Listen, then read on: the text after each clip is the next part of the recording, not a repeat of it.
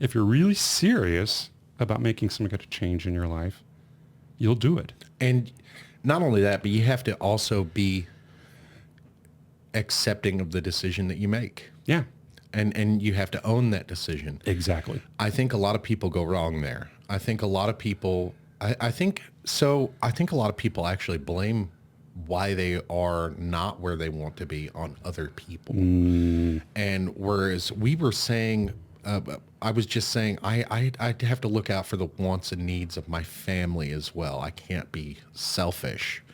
For me, this is a very selfish life because I Says who, could- Ricky? That's exactly what my wife said.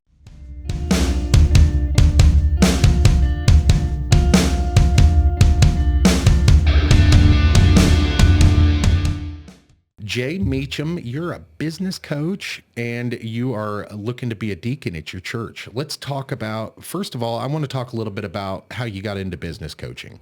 So just to be accurate, it's business, life, and leadership coaching. Business, life, and leadership. Okay. Correct. And I got into it, well, years ago. Between corporate gigs, I was acting as a consultant and interacting with businesses and executives that I had worked with throughout the years. And those eventually led to offers of full-time gigs. And so I took them, and about 5 years into the second one, I was not feeling fulfilled Yeah. in work and where I was at.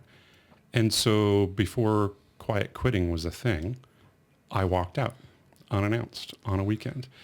And this would have been in the fall before the shutdown for COVID. Okay. So not that long ago. Not that long ago. And I did it because we could. Our family, our financial situation was set, and we really didn't need the dual income. Right. And so I was like, why not? Yeah. So I took some time off for a while to think about, pray about, process, and get really, really incredibly accurate about what it was my next move was going to be. And I decided to go into coaching. And initially it was personal financial coaching. So if you're familiar with Dave Ramsey, Yep. it would have been that vein. My wife and I did the financial journey back in 2009.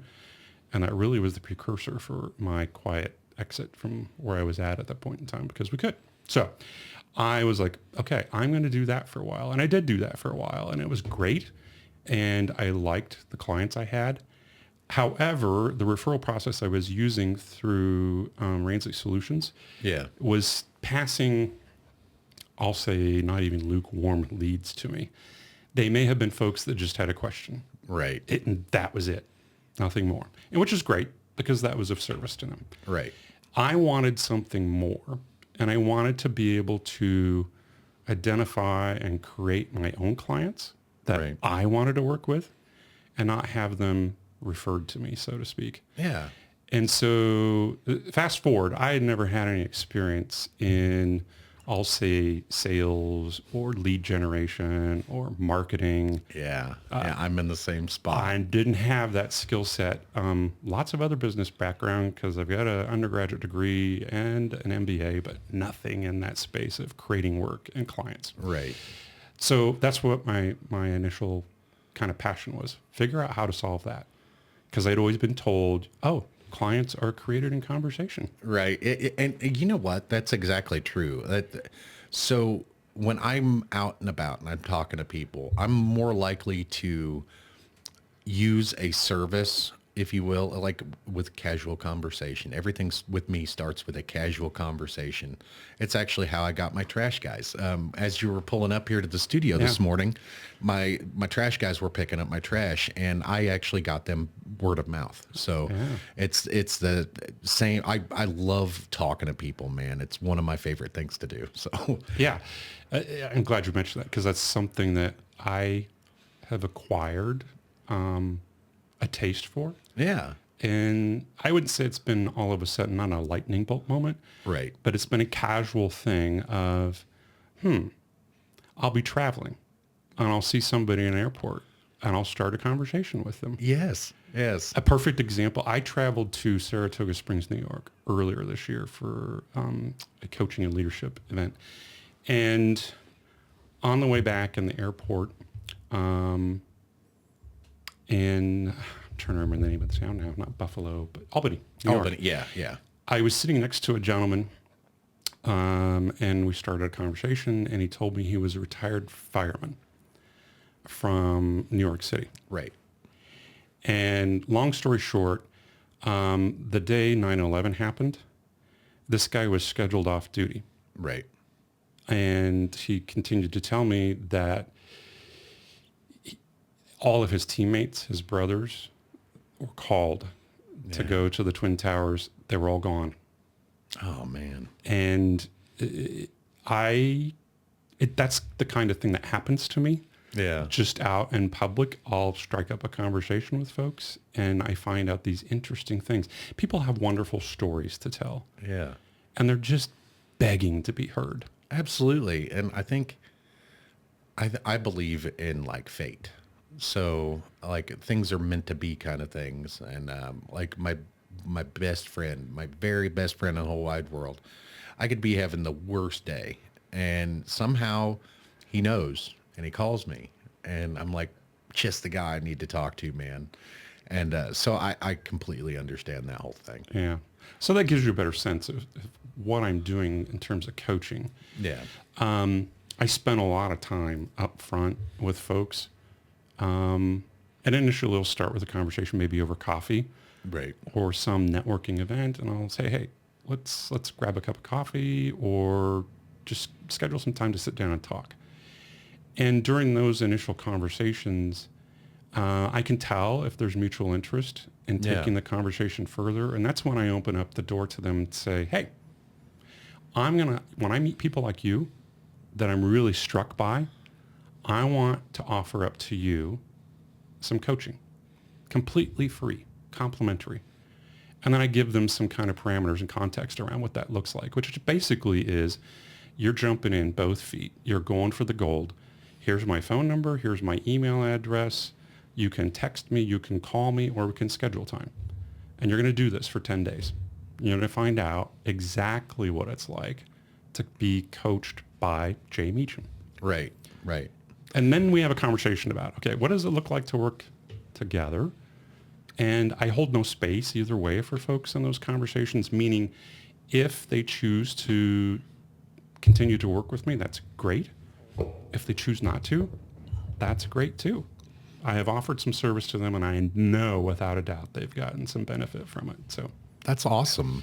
That's really awesome. So my relationship with coaching is kind of weird. So when I first started this whole podcasting journey, I wanted to talk to like authors, people innovators, builders.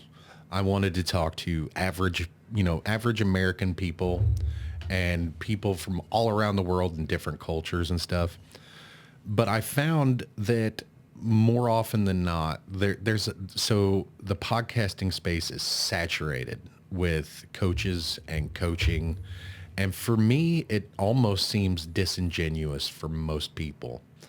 But like with you, I automatically had something in common. So you were talking about your business career your construction career and how you ultimately got burnt out and you had to quit. You walked away. Something very similar happened to me. In 2006, I started working for a company, local company here, and I was doing underground utility construction. It was fun. It was really fun. I was on the road for 5-6 days a week, doing 12, 14-hour days, but it was a fun job, and I was having fun with the guys that I worked with. Mm-hmm.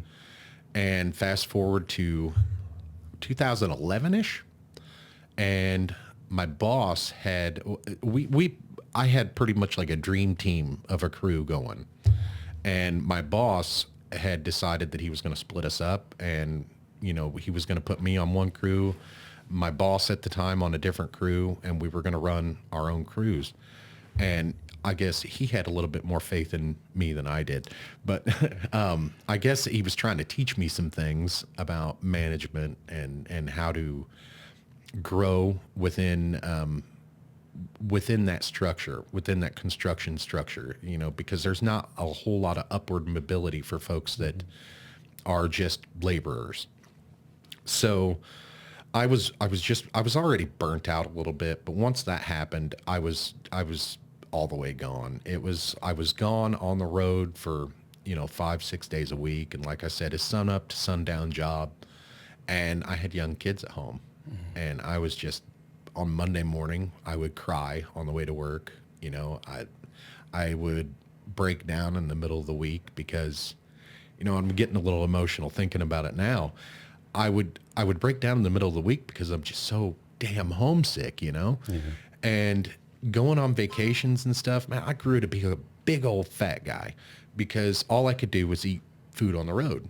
And, of course, there's not too many healthy options out there on the road. And when you do have those healthy options, they taste like shit, so you don't want to eat them anyway.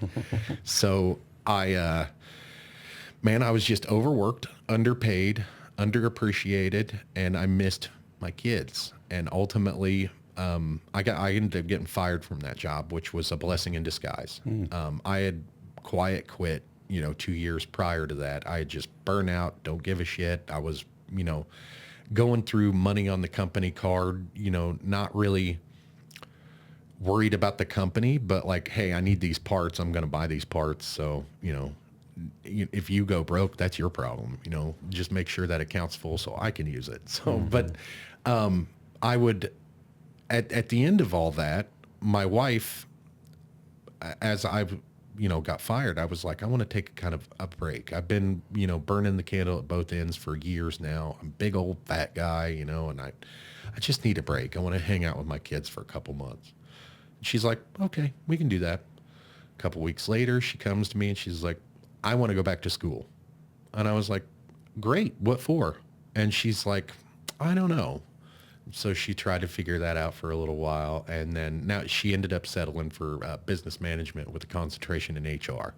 So it took her 7 years to get through school because she had to work full time and also go to school and all that. But she did. She got through it. And now she actually works for an HR department here locally. So she actually followed her dreams, and I'm very proud of that. But at the time, we didn't have a whole lot of money. We still don't have a whole lot of money, but we had enough to where I could stay home with the kids for a little while. And then we started having more kids, and it would cost us more for childcare than what I would make. And so I've been a stay-at-home dad for, since January of 2013. And that essentially my story started out the same. I was just burnt out from working construction. And as you know, construction, there's long hours. Yeah. Sometimes it's sun up to sundown, especially in the summertime, especially during good weather. And I couldn't do it anymore. Yeah. And it became such a problem for me that the anxiety that I would get when I go to work, it was crippling. I didn't want to go to work. I didn't want to do anything. I just wanted to be depressed and sit in my hole. So that's what I did for a little while. And now it's like I look back on that and I'm like, why didn't I just leave? Why didn't I just quit and go work somewhere else? But it wasn't the people I was working with. It was more the money and the hours. I was being underpaid and overworked, and I couldn't handle it. So now I'm here doing this, and I'm very, very happy with my life. I was going to say, you show up as being very happy. Yes. And I mean, as a matter of fact, it's like I wish there was more people out there that understood. Like, there's a lot of struggling going on right now. There is. But I just wish people understood that you don't have to struggle. Like, even though you're broke or whatever, make your world smaller. You're here in my house. It's a 980 square foot house. It's not fancy. It's very modest. It's enough for us though. And of course we need new carpet, we need new paint and all that stuff, but that stuff, that's very easy stuff that couple $100 and you can get done. But I have kids. I have young kids. My youngest is 6. So he's still running around making messes on the carpet and stuff. And the carpet's not, it's not terrible. So we're just going to leave it until we can't.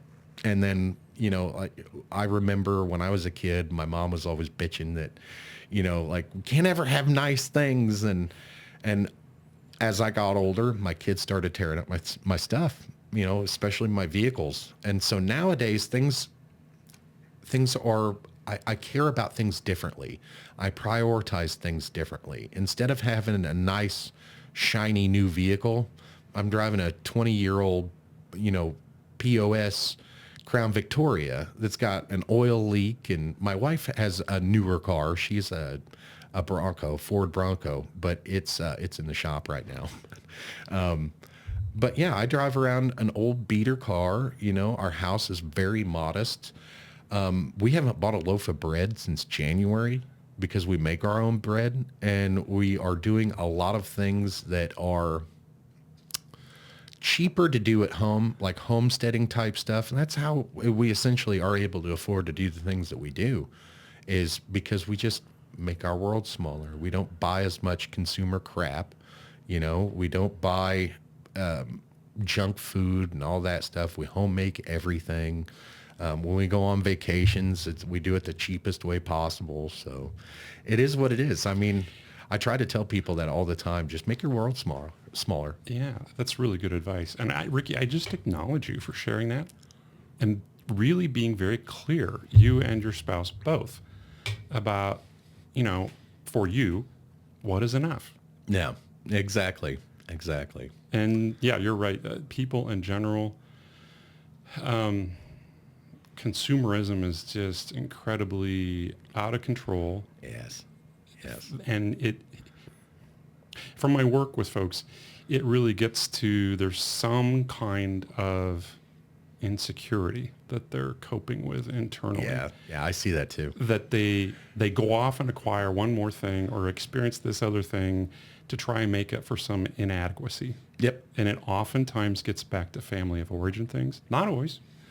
That's what people show up with initially when I start working with them. There's something that is either going on with them at home, on the home front, or at work in their business. Yeah. And oftentimes as human beings, particularly men, we tend to shut up about those things and internalize them, and we don't want to talk to anybody about them because I'm in control. I will suck it up, and this will just, I'll handle it. It'll take care of itself. Yeah. And, if there's anything, I kind of have carved out a niche, if you will. I mean, we've talked about construction. It's very specific. Yeah. In the residential home construction industry.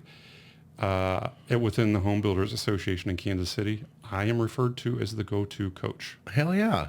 And part of my strategy in getting into podcasting is to get my message out to a broader audience beyond Kansas City and beyond the Midwest, because there are people out there, like you said, that are hurting. Yeah. And I chose to focus on residential construction as a niche.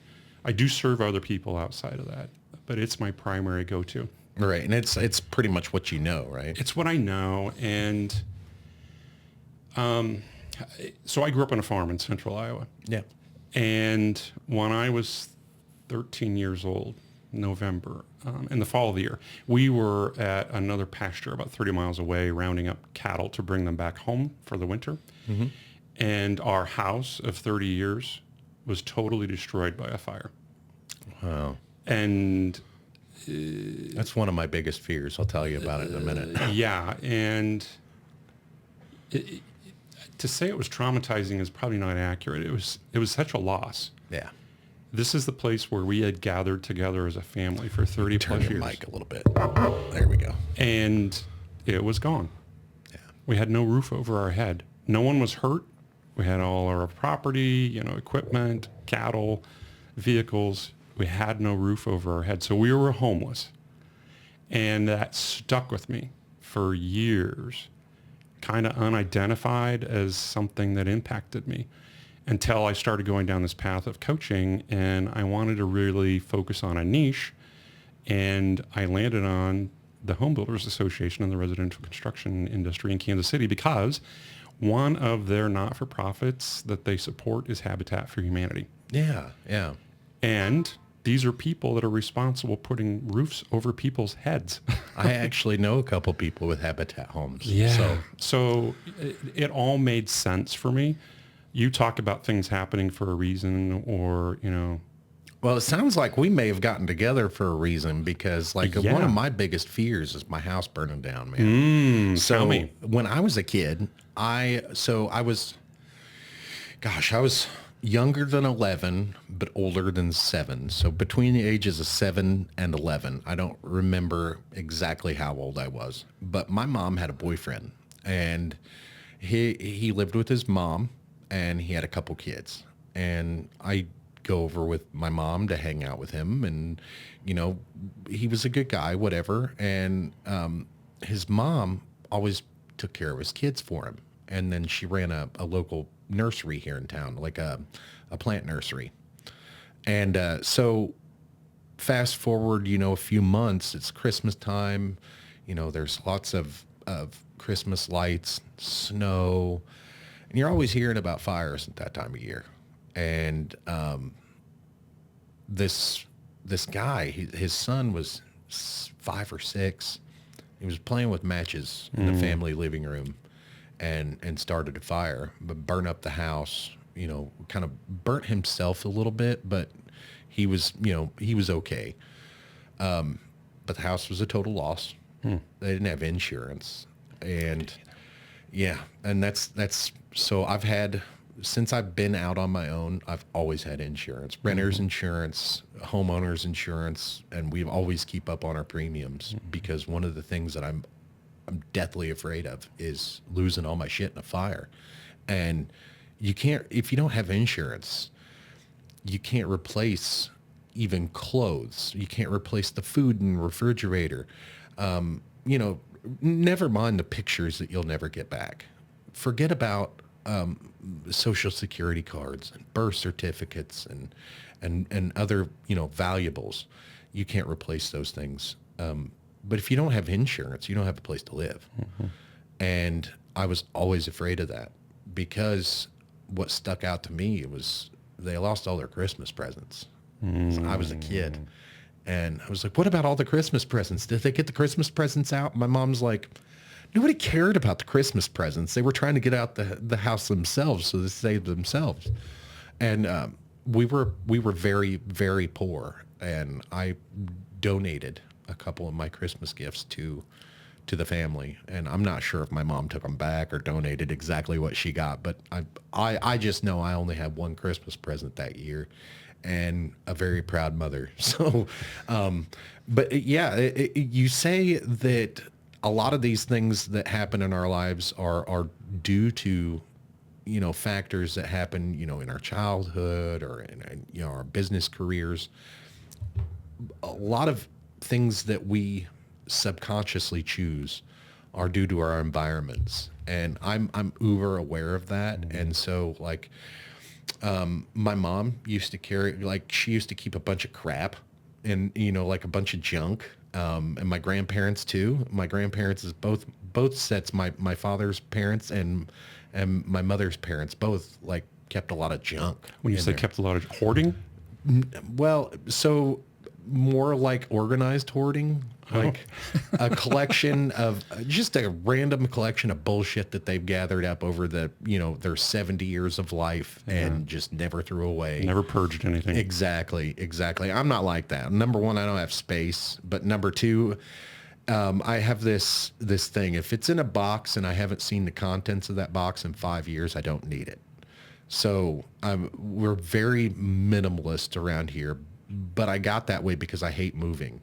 And I hate, being disorganized and stuff like that. So it is very weird how we connected because as soon as I got your message, I'm kind of phasing out the coaching part of the podcast to where I was almost exclusively talking to just coaches until I realized that hey, not everybody knows what the hell they're talking about. And maybe I ought to vet some of these people before I have them on. But when I spoke to you, I was like, well, dang, check that box, check that box, check that box. I'm like, this guy I want to talk to.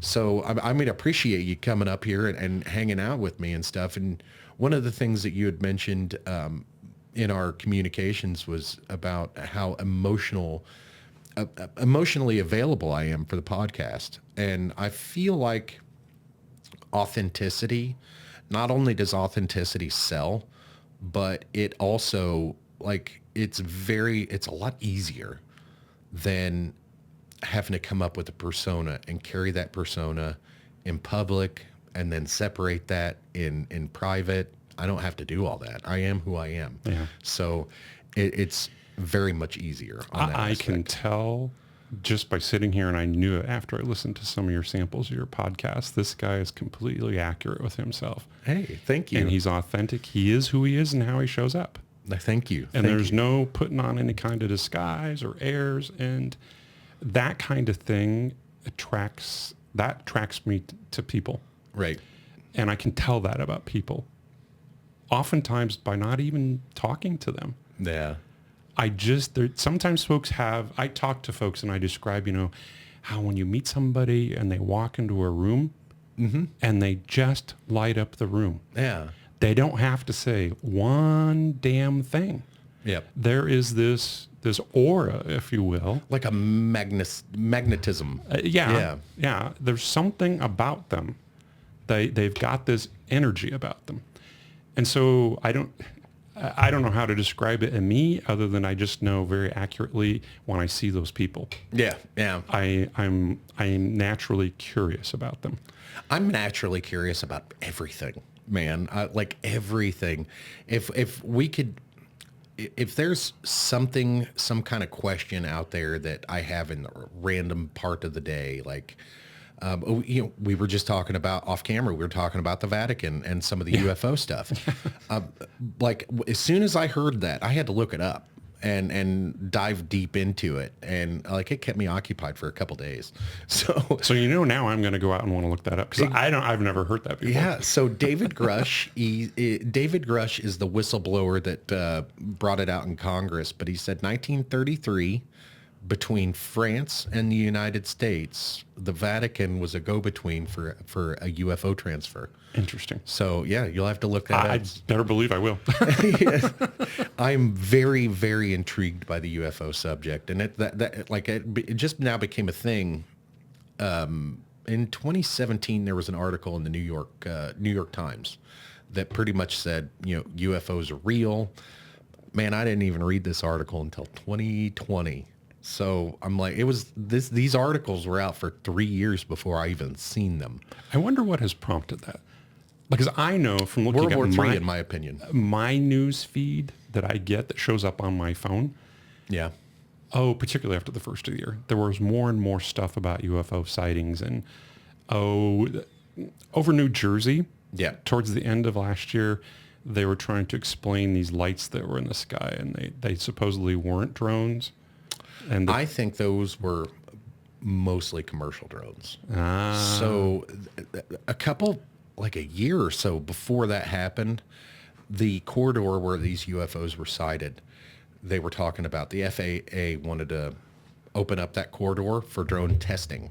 So places like Amazon and things like that could do their testing. And then a couple months after the latest thing in Jersey, I was just random YouTube surfing and I came across a Cadillac drone, like a passenger drone.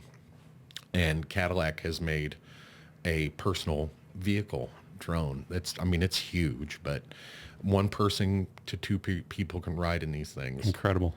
And I think that corridor up there was just open for testing. And I'm not sure why the government couldn't be honest about it, but I think also a lot of things that are UFO sightings are unsanctioned foreign drones. I think China and Russia probably have a few drones flying around here that nobody's done anything about. just a year or two ago, there was a Chinese national that was busted in California, just flying around drones above Space Force installations. I'm just intrigued by your curiosity because I don't have that in depth of curiosity. Well, a about lot of people things. don't have that enough time. That's the other thing I was going to say is I don't have the time. This I do know, that when you're on social media and you click on something and you, depending on how much you read through it, you know what? Big brother's staring over your shoulder, Right, so to right. speak. And now what's going to show up in your newsfeed Yes. is more of what you were just looking at. Yes. So algorithm capture is a very real thing that people, if you're not aware of that you can be trapped into echo chambers and all that stuff, because like you're only interacting with things that make you mad, then you're more likely to get the stuff that makes you mad. So I'd always tell people, like, I always do a reset on my social media feeds. I'll watch nothing but videos of kittens and dogs and cute stuff. And then I'll watch some war videos, and I keep the algorithm guessing. So, but yeah, I'm very naturally curious about everything. Like, and when people talk to me, they're like, you know so much. And I'm like, well, here's the thing. I know a little about a lot, but I don't know a lot about anything. So that's me in a nutshell. You in the business world be referred to as a generalist. Exactly. And business is one of those things that I wish I would have had a grasp on sooner, because I'm 40 and I'm broke. So I don't have enough money to start a whole big thing. But like we've got an LLC for the podcast, and it is a business. We are making money on it a little bit, but it's not self-sustaining yet. But if I'd have known what I know now back when I was a kid, none of these people know what they're doing. None of them. It's all everybody's best guess. And I didn't know that before I was, let's say 30. By the time I realized that it's just basically everybody's best guess, and even experts don't really know what the hell they're talking about. And when I figured that out, it was pretty much like I'm pretty much at that point where I'm over that part of my life. I'm on the downhill slope now. So Okay, Ricky, can I push you a little bit on something? yeah, absolutely. You said you're 40. Yep. And you wish you could get a business degree. Yep. Is that accurate? No, I don't. Nope, I don't. Because Okay. so my wife has a business degree, and when it comes to, she knows things by the book, but she doesn't know people. So it's like business, really, you got to know people. You got to know how people work and how systems work, and how, like, supply chain. My wife is very into supply chain, and I understand supply chain on a whole different level. Like, I understand the geopolitical complications of supply chain. And so, like, when I source anything for the podcast, I try to, first of all, I try to stay local as much as I can. And if I can't stay local, I will branch out in stages. Okay. So let me take a different approach to this. You've got your podcast that you do. You're living within your means here, minimalist. What is it that Ricky wants to do? What's her next move? Boy, that's a tough one, because like there's so much. Like, I would love to go on vacation. That's like, we used to, prior to COVID, we used to go traveling 4 or 5 vacations a year, and now just you and your wife, or the whole family? The whole family. Okay. So we've been to Disney World. We've been to Universal Studios a couple times. My favorite place to hang out is the Smoky Mountains in Tennessee. So yeah, like, I would love to do things like that, but mostly I would love to, it's kind of weird, because I would love to be able to afford to be a homesteader type person, like more independent, less dependent on grocery stores, less dependent on, cities, for instance, city infrastructure, less dependent on lights. And a lot of people aren't like that. And it does cost a small fortune to be able to do that. Yeah. So What have you tried to realize that? just what I'm doing. So I'm at the mercy of other people. And if I was just out here for myself, I wouldn't even live in a house like this. I would live in like a studio apartment or a van or something like that. But for me, I have to not only think about my wants and needs. I'm married, so I have to think about my wife's wants and needs. I have to think about my kids' wants and needs. As far as like money and finances go, like we live in almost a perfect spot because it's one of the cheapest states in the country to live. It's 9% less. It costs 9% less to live here than anywhere else. And when I first started realizing that, I wanted to move out of St. Joe. I wanted to go to like California or Florida or, one of the expensive states. And then I got to looking at home prices and then job, wages. And I don't know how people in these states can afford to live. And when I get questions like, how do you guys go on vacation so many times? I'm like, well, the best answer I could give you is I make shitty financial decisions. That's the best answer I can give you. But other than that, we just try to live simply. That's it. And a lot of people don't have that option. Like a lot of people don't have the option to be able to say, well, I don't need shoes this year because I bought shoes last year. Like I don't really do enough to break down my shoes. I've had the same pair of jeans that I'm wearing for 5 years. Working man can't do that. Like, and as a matter of fact, I wear diamonds and working men can't do that. It's one of those things where I have to look out for others' wants and needs first. And I am a very simple person. This might make sense to you. It makes me happy to make my wife and my family happy. Absolutely. So I'm just now finding out that my wife wants to live the same way that I do, like kind of not out in the country away from everybody, but outside city limits to where we can be more independent, in a cabin or whatever. My dream spot would be in the mountains. I'm just now learning that, my wife is like, we've been together for almost 20 years too. So, just now learning that my wife wants the same type of thing, but now we've got kids who are integrated in the public school system. And, my youngest son has autism, so he has to be around support so that he can learn and we can learn how to teach him, different life skills and independence and stuff like that. Yeah. I would just not right here, right now, Ricky. Mm-hmm. I would really encourage you to think about all the possibilities that could exist for you to realize that, you and your wife and your children, to realize you led with a homesteading story, which is really cool. And it may not happen immediately for you. So many things that you've done, it just strikes me that they're incremental things. And it gets back to, how you get good at something. Yeah. You do it. Yeah. You do it. Yeah. And you do it. Like that, if we got a fire pit out in the backyard, it started a whole thing. And like we went and spent $200 on a fire pit for like a birthday party for my kid.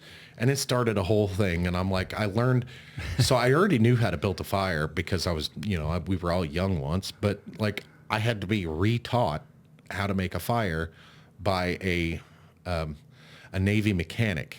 So an aircraft mechanic on a big aircraft carrier had to teach me how to start a fire. And he's 20 years younger than me. And so I took that as I was like, holy shit, if something happens, I'm screwed. If I need to eat and I can't start a fire, what am I going to do? Mm. So, I mean, it just started a whole thing. And then one of my secrets is shrooms. And when I took shrooms, shook away all the consumerism type crap, and I kind of realized, well, we're all being lied to most of our lives, and that's why we do the things that we do, is because we're lied to. And when you can step away from all that, I realized that, like, making bread at home, why don't average normal people do that? Because now the price of bread, you go, and a cheap loaf of bread is like $3. We got the price of bread down to below $1 a loaf for us. We make our own pizza. We used to spend, gosh, to feed a whole family of 5, we had to spend like $50 to $60 on pizza. Yeah. Spend $10 a week now. And we have a pizza night every week, and we spend $10 on 2 pizzas. And they're not cheap, disgusting pizzas either. They're just homemade, good pizzas. They're our favorite way to have food now. So the older I get, the more I'm like, well, that's actually kind of a lot cheaper to do it yourself. And not only that, but it tastes better and it's healthier for you. Gosh, I think this is a better way to do things. But yeah, those small incremental changes. I try to tell people all the time, like, you don't have to do everything right now, but you can make those small, impactful changes, which might also help you build up that ladder. Yeah. I know a lot of people struggle sometimes with those incremental changes because, well, just by way of illustration, gym memberships. Yeah. New Year's resolutions about getting in better shape or eating better or whatever it is. These things pop up in January. Yeah. And guess what happens in February? They unsubscribe. Yeah. That's it. And so just by way of illustration, that same kind of thing, there's a psychology behind that. Yeah. It happens with human beings all the time when they decide to go do something different and they decide to make some kind of change in their life, regardless of how big it is, whether it's incremental or it's just one big, huge transformation. Yeah. They start to buy into what is called imposter syndrome, where they start to tell themselves stories about, ooh, I can't continue to do this. Yeah. I think I've got a little bit of that. You may, and you may not, Ricky. I'm not here. I told you, I don't judge people. Yeah. I help folks get really accurate about what's occurring with them and to understand it doesn't always have to be that way. Yeah. You have control over that stuff. We do as human beings. And it all happens right here, right now, in this moment. That's right. You have the choice from this second on to do something different, or you can choose to just, oh, I'm good. Yeah. And that's okay. It really is, either way. If you're really serious about making some kind of change in your life, you'll do it. And not only that, but you have to also be accepting of the decision that you make. Yeah. And you have to own that decision. Exactly. I think a lot of people go wrong there. I think a lot of people, I think a lot of people actually blame why they are not where they want to be on other people. And whereas we were saying, I was just saying, I have to look out for the wants and needs of my family as well. I can't be selfish. For me, this is a very selfish life because I says who, Ricky? That's exactly what my wife says. Exactly what my wife says. So I look at things Listen like... to your wife, Ricky. So I look at things like, here I am, I'm a stay-at-home dad, and I've got a podcast. I'm growing my own weed here in my studio. I just get to hang out with my kids all day long, every day. Now, I bitch about it a lot. I bitch about my kids a lot. I bitch about my family because I'm with them all the time. And I explain to them, look, I love you, but is that the same things that are wrong with you are wrong with me? So I have just as much anxiety as you do. I get irritated just like you do. So be careful of Dad's feelings too, Yeah. So that's wonderful that you do that. Well, I tend to freak out sometimes and get angry, and people look at me like weird, and I'm like, I'm not the weird one here. You guys are stomping all over my feelings and not caring. And so I tend to be quite a bit more honest with the kids than I probably should. But ultimately, I think it's better for them to know than to not know. Yeah. And if for me, man, it's just like, I love my life, but I also feel guilty when things don't go my way and I'm upset, or something happens and I'm not happy with my wife. I feel very guilty because I have a great life, because I'm being a stay-at-home dad and pushing all my responsibilities financially on my wife and putting all that pressure onto her. Meanwhile, I should just be happy to be alive. And I think a lot of us look at the things that we don't have instead of focusing on the things that we do. Yeah. So I wake up every morning trying to be a better man, husband, and father than I was the day before. And I think that really helps me. Okay, so Ricky, between you and me and whoever listens to this, who has not experienced some sense of guilt? And probably not many. Not many. And the ones that don't experience guilt, they're sociopaths, and that's okay too. Yeah, it is. The reason I'm bringing that up, Ricky, is you're not alone in what you're feeling. Absolutely. You're not alone. And that's one of the reasons why I wanted to start the podcast, is because I'm not alone. That's a very good point. A lot of people, like, I did start this conversation out like, a lot of people are hurting. A lot of people are not doing as well as we are, Yeah. So it's a big challenge. It is. And we talked about sharing stories, and it's important for people to share their stories. Even after coming out of COVID, we were so isolated. Yeah. It's important for folks, just in general, to be able to share their stories. Yeah. And for others to listen to it. People are hungering for that out there. They very much I are. run into it all the time. They just want somebody to listen to them. Well, I'm on YouTube like 10 hours a day listening to other people. Yeah. I love podcasts so much, I listen to them all day long. So So there is that listening, and that's very intentional. The listening I'm talking about is the face-to-face human interaction. Absolutely. And somebody staring the other person in the eyes and really listening to them. Yes. So that they feel really, truly that they're listened to. Someone has heard them, and someone has affirmed whatever it is they're saying. They could be puking at your feet about whatever crap has happened that particular day. They had a bad day at work, or they had a fight with their spouse, or their kids are acting up, whatever it is. Yeah. And you just listen. Yeah. I think that's a very powerful thing, to just listen. I'm learning that. So again, I'm 40, like the things that we... Okay, 40. So these things... I say I'm 40 a lot because it's like, it's one of those things like, I can't believe I'm 40 already. You know what I mean? Like, I'm very... I feel very young. Like in my head, and for me, 20 years ago, 40 was old.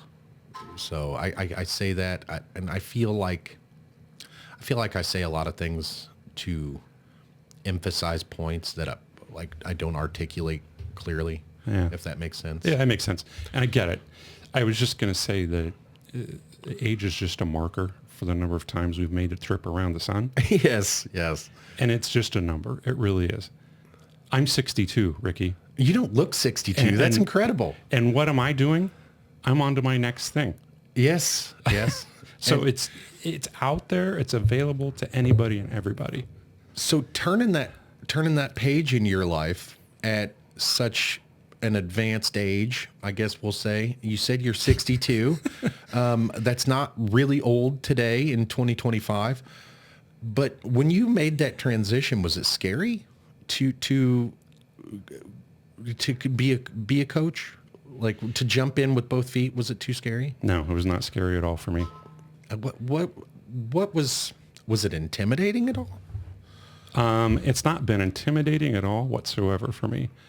I would say I have always had this insatiable thirst for learning. Yeah. and experiencing new and different things. I mean, I talked earlier about, I think we were off mic, but about how I got into coaching today. Yeah. And it was a journey because my undergraduate degree was in accounting.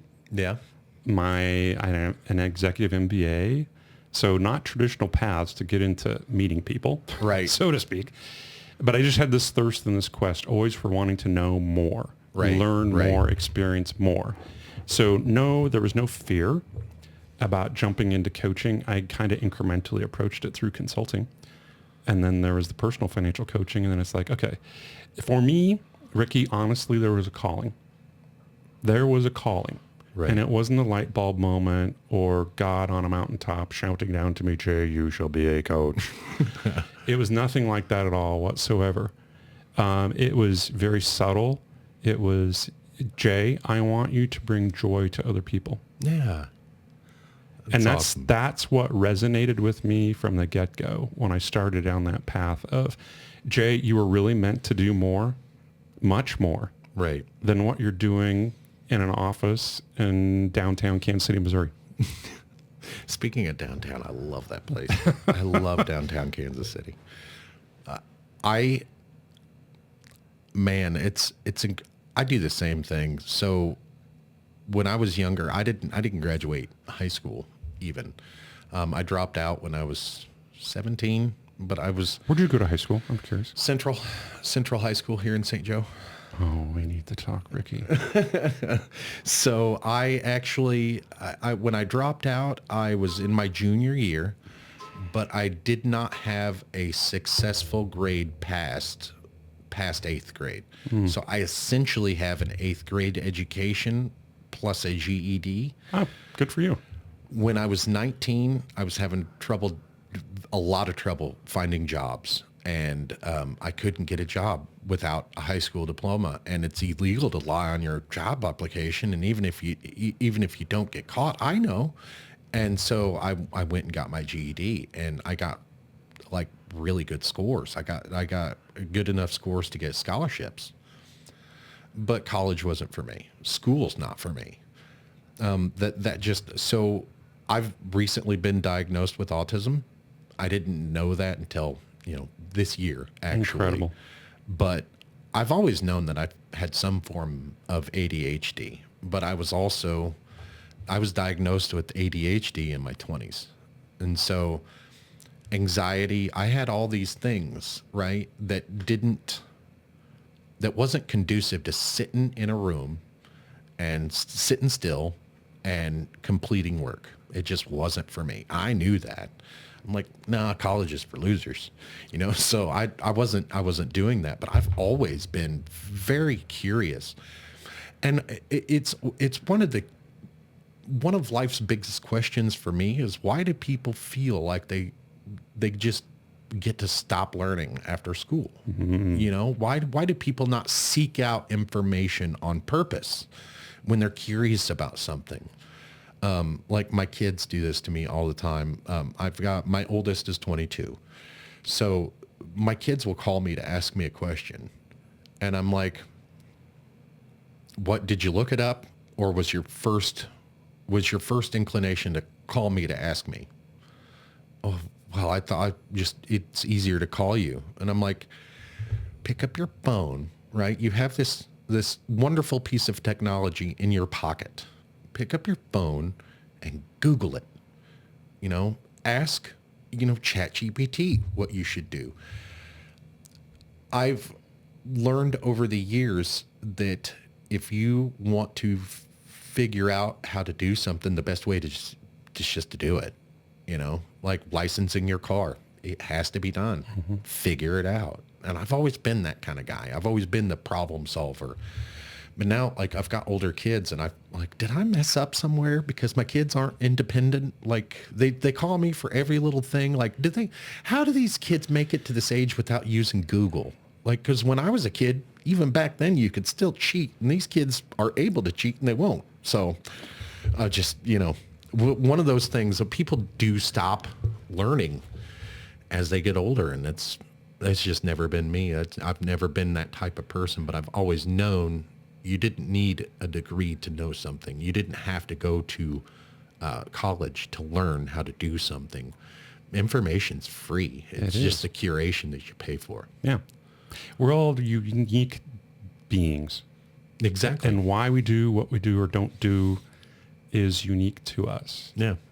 And it's becoming accurate about that is what's important. Yes. And sometimes if you're, I have a phrase for those folks that in life that, I mean, you could say they're lazy. Yeah. I call them bench warmers. Yeah. Because they're sitting on the side of the field or in the stands, not actively engaged in their life and who they are and how they're showing up. They're just kind of cruising along. Yeah.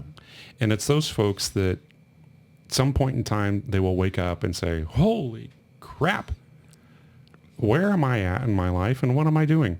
Yeah. How did X number of years just go by me in a blink? And it's okay to ask those questions. And it's even better when they start to get curious about, okay, what am I going to do now? What's next for me? I've had a wake up moment, whatever it is. I've had a wake up moment. I got to get accurate. I got to be in the action. I got to get off the bench. I got to get off the sidelines. So it's unique to each of us, Ricky. Some of us have, medical conditions, behavioral conditions that are barriers for us. I'm going to tell you, it's still accessible to them. Yes. And everybody. Yes. And you know what? That brings me to a good point of complacency. Yeah. I saw on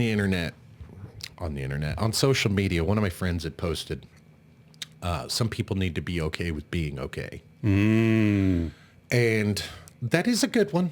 That's a good piece of wisdom. But I think there's a lot of people out there that got too okay with being okay, and they feel like there's nothing that they can do to change their situation. They're stuck. Yes, exactly. And when I feel like that, I get depressed. I feel like I'm spinning my wheels, and I tell people all the time. I tell my wife and tell my kids, man, I feel like we're just sitting in the same spot, And so I always try to move forward, no matter what I'm doing. Mm-hmm. And I'm okay with being okay, but I want to advance. I want to push the needle, so to speak. I don't want to just stay stagnant. If let's just say homesteading is the goal, I'm just going to keep working towards that goal. Yeah. And I'm going to drag my family along with me, but they've got their own goals too. So it's not like we can build something together with individual work. Like my wife can work on herself, I can work on myself. We can work on our own things, and together we can build our dreams together. Yeah. So Can I offer up a couple of things to you? yeah. So it's okay to be stuck. We all get stuck. Yeah. At some point in time. It's when we hang out there for days on end, weeks on end, where it's, ooh. Yeah. That's one thing. So we all get stuck. You're not alone. And we all kind of get depressed at some point in time. One of the things actually that I have found from my experience personally and working with other folks is a couple of things. One of them is sitting down and journaling or writing and being very intentional about this. What are all the things that I am grateful for? And just write an unending for as long as you can go. I'm grateful for this. I'm grateful for that. Whatever it is. And people that you're grateful for. Yeah. Take a trip back in time and think of all the people who have had some positive influence upon you that you can remember. And even those people that indirectly probably had a positive influence on you and you don't remember them. But by God, they did do something that pushed the needle for me. So I'd really encourage you and your listeners out there too. When you get into those slumps, pull out a sheet of paper and just start writing. Free form. Let it flow. Let it flow. All the things you're grateful for. And don't feel like you have to do it all in one sitting. Take several stabs at it. The other thing is this, and it's referred to as stem sentences. Okay. And just for way of illustration. Let's say I'm I'm not real optimistic about the future for my coaching practice. By the way, I am. Very. But there was a point in time where I was like, oh my gosh. Am I doing the right thing? Is this really what I'm meant to do? Yeah, you were called to do it, Jay. Well, besides that calling, and is this really what I want to do? Yes, it is. But I'm just a little low on the optimism at this point in time. Yeah. So I did a little STEM exercise, and it was this. If I were 5% more optimistic about my coaching practice, ... complete that sentence with 8 to 10 different complete thoughts. That's actually pretty genius. And you know what? Only at 5%. It was incredible, the stuff that came out of me. If I were 5% more optimistic, I would get on podcasts. Yeah, and then once you... it was just endless. Yeah, once you write that down, it's almost like you can manifest it from there. Exactly. As well. And so people don't often think about manifestation when it comes to like personal life, business life. But honestly, with the podcast, I thought about it for so long, it happened. You know what I mean? And you probably talked to somebody about it along the way too. I talked to a lot of people. See, there you go. And there's power in sharing stories again. Yeah. When you share something that's a dream of yours or a passion, or I want to do this, and it gets out of here and here, and it gets out in the ethos. Yeah. There's tremendous power of talking about it and sharing it with other people. And there is the networking advantage of it too. But when you start to speak, you're starting to bring your thoughts and your feelings to life. When you do this, then it gets action. So that actually brings me to a segue, a good segue. The power of prayer. The power of prayer. So before we got on, before we started recording and all that, we talked a little bit about religion. I'm not religious. So I'm kind of religious, but it's not traditional. I'm very spiritual, and I believe in God. But I don't go to church. I don't worship. I don't read the Bible. I say I'm not religious, but I really am. I really am religious. Number one, the power of prayer is so big, and we talk about it just now with like manifestation and collective consciousness. I'm a very big believer in collective consciousness. I think we're all connected. I think you could say God, but I think I think it's everything. Everything is connected. Like we're connected to the trees outside because the trees are alive, and at some at the very basic atomic level, the trees are conscious, right? I believe in that, and the power of prayer is so huge that even non-Christians or people that don't believe, they can be shown, like, look, this is a real thing. If enough people get together and they think about this one thing, we can make it happen. If enough people get together and pray about, the United States getting healthier, we can do that. We can make that happen. Heart disease is one of the leading causes of death here in the United States. We should pray. We should pray for everyone, and we can eliminate heart disease probably. Not 100%, but you know what I mean? The power of prayer is very, very strong. What are your thoughts on that? Ricky, it's been proven time and time again. Whenever people of, I'll just say like mind, get together, focus their energy and their thoughts on one common cause, it happens. Absolutely. To give you a real world example, just by way of illustration, think of any not-for-profit organization around there that is centered on child's illnesses or children's illnesses. That attracts people. Because who doesn't want to help a kid? Right. That attracts people of like mind. The amount of energy that those things attract, and then the funds that they also attract, it's incredible. Absolutely incredible. St. Jude's Hospital is a perfect example of there. You know, Danny Kaye had an idea many, many, many years ago. Danny Kaye. That name just reminds me of one of my favorite movies. So what's the name of that movie? National Lampoon's Christmas Vacation. You ever seen that? I've seen all of them. Yes. That's my favorite. Christmas is my favorite holiday. We could talk about different scenes in that movie that make me laugh, but I love that movie. But yes. I segued to that. I kind of wanted to segue into the other half of your career, which is you're wanting to be a deacon at your local church that you belong to. What's that process like for people that aren't so you're Catholic and you want to be a deacon at your Catholic parish. Okay. Yeah. So what is that process like? Yeah. Just to be clear and clarify for anybody that's out there listening, I may or may not be assigned to my parish.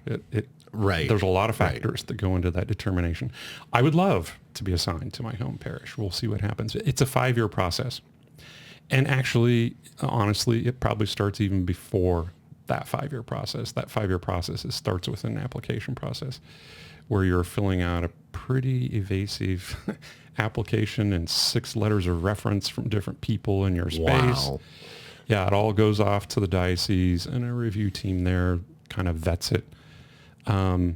They're checking on your background in terms of your ritual experiences, meaning baptismal records. Okay. They go back to your home parish. Mine was in Iowa to verify you were in fact baptized, confirmed, received your first communion on this date in this parish. So they're vetting you as a viable candidate, so to speak. After that, and you're accepted, there are some interviews in home with you and your spouse, because this is viewed as a couples kind of ministry. Right. Even though your wife is not the one being ordained ultimately as a deacon, they are certainly invited to go along the journey with you. So, Right. Thereafter, it's 3 years of academic formation. So here, for me in the Diocese of Kansas City, So you're going to have to go to like seminary school? I have been going to Conception Abbey. Okay. 1 weekend, the first weekend of every month. Beautiful place, by the way. Yeah. I go up there with 6 other cohorts of mine in the Kansas City St. Joseph's Diocese. There's 5 others from Cape Girardeau, Springfield, the southern part of the state. I actually put in, there. I actually put in some electric lines up there. Oh, really? I put in some gas lines and some You're very fiber. familiar with it then. Yes. Yeah. Yes. Very beautiful place. And It like is. we actually had to get like special permits to be up there and everything. I bet you did. So anyway, there's academic formation that's a part of it for 3 years, 1 weekend, the first weekend of every month.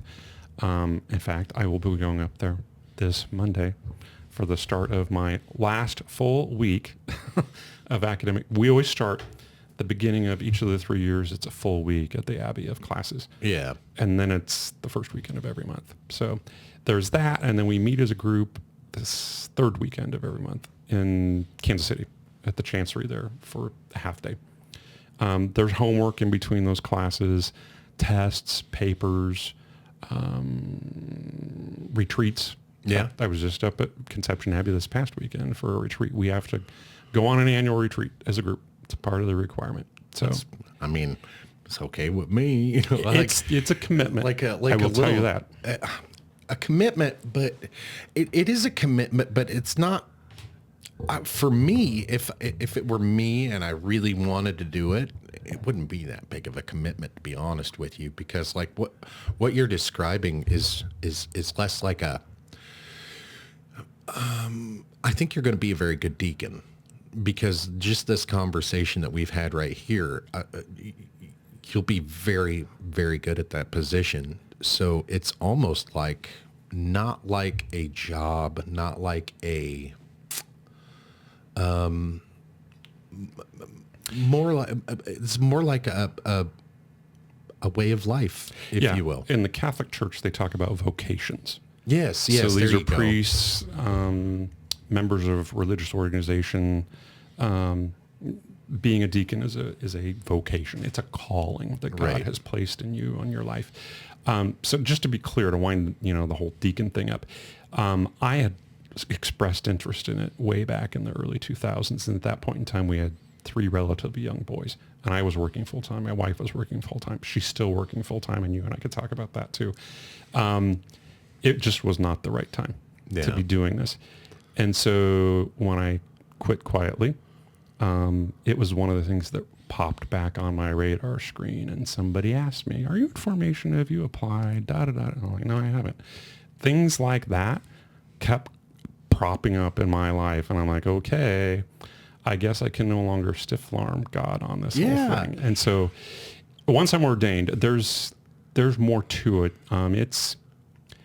You are assigned to a parish. You are there to assist the priest at the altar. In proclaiming the gospel or any other readings. You're there to assist with preparing the Eucharist and serving the Eucharist. You can preach. You can baptize. You can witness marriages. You can preside at funerals. So there's a whole lot of other stuff there from a liturgical perspective, is the way they would describe it in the Catholic Church. You also are a liaison, my choice of words, between the people that are in the pew and the priest. Okay. So you're the person that they go to and complain about the priest because he did this, that, or the other thing. And that happens already, and I'm not even ordained. So the third thing is you are then called to be an example out in the community.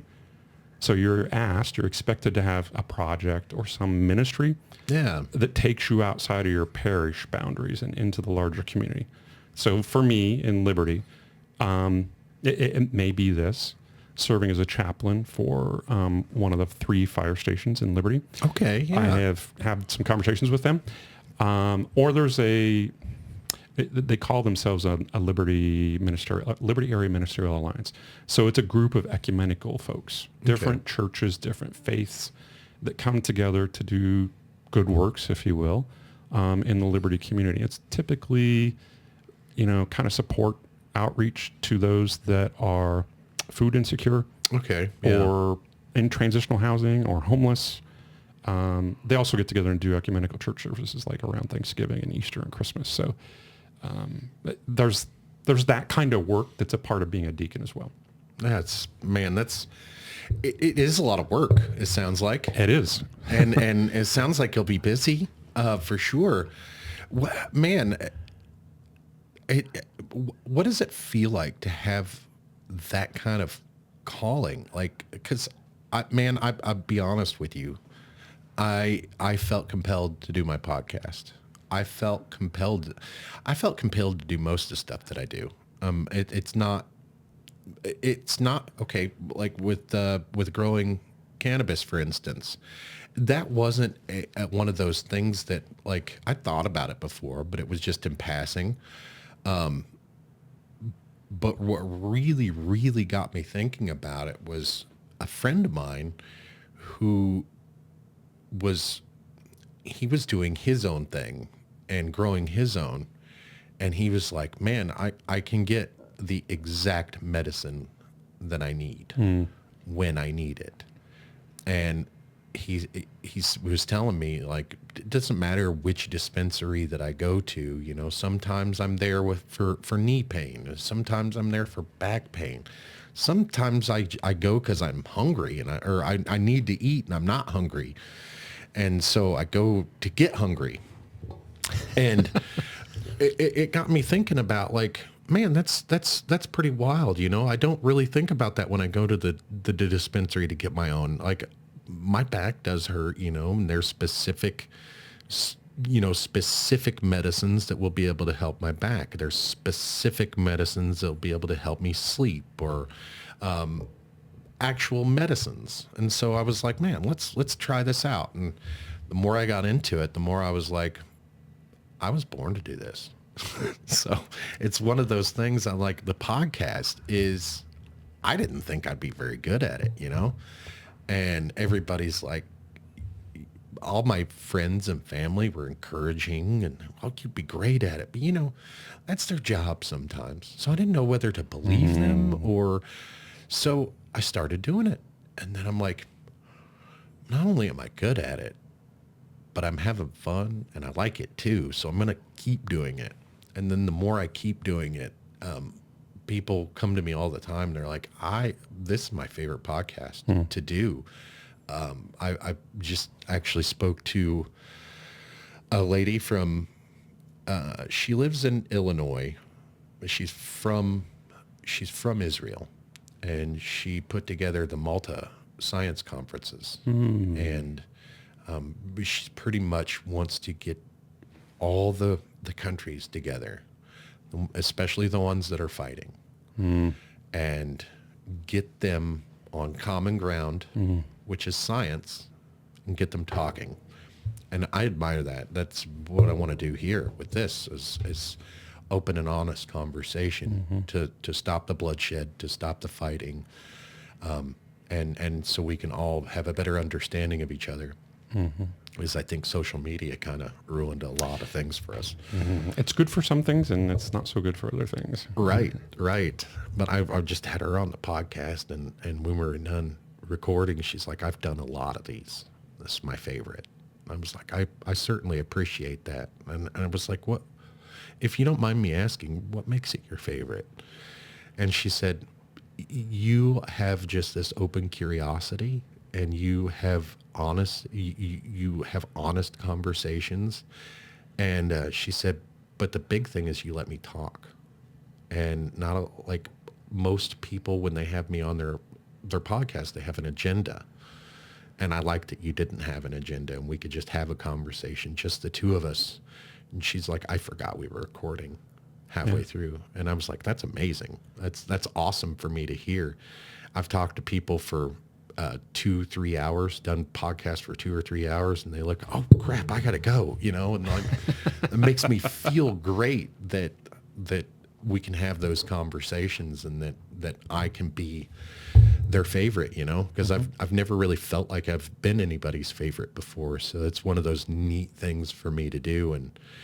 And the more I go about it, and the more people I talk to about podcasts and other podcasts that they've been on, and mine versus other people's, it's like the way I wanted to do it is the correct way.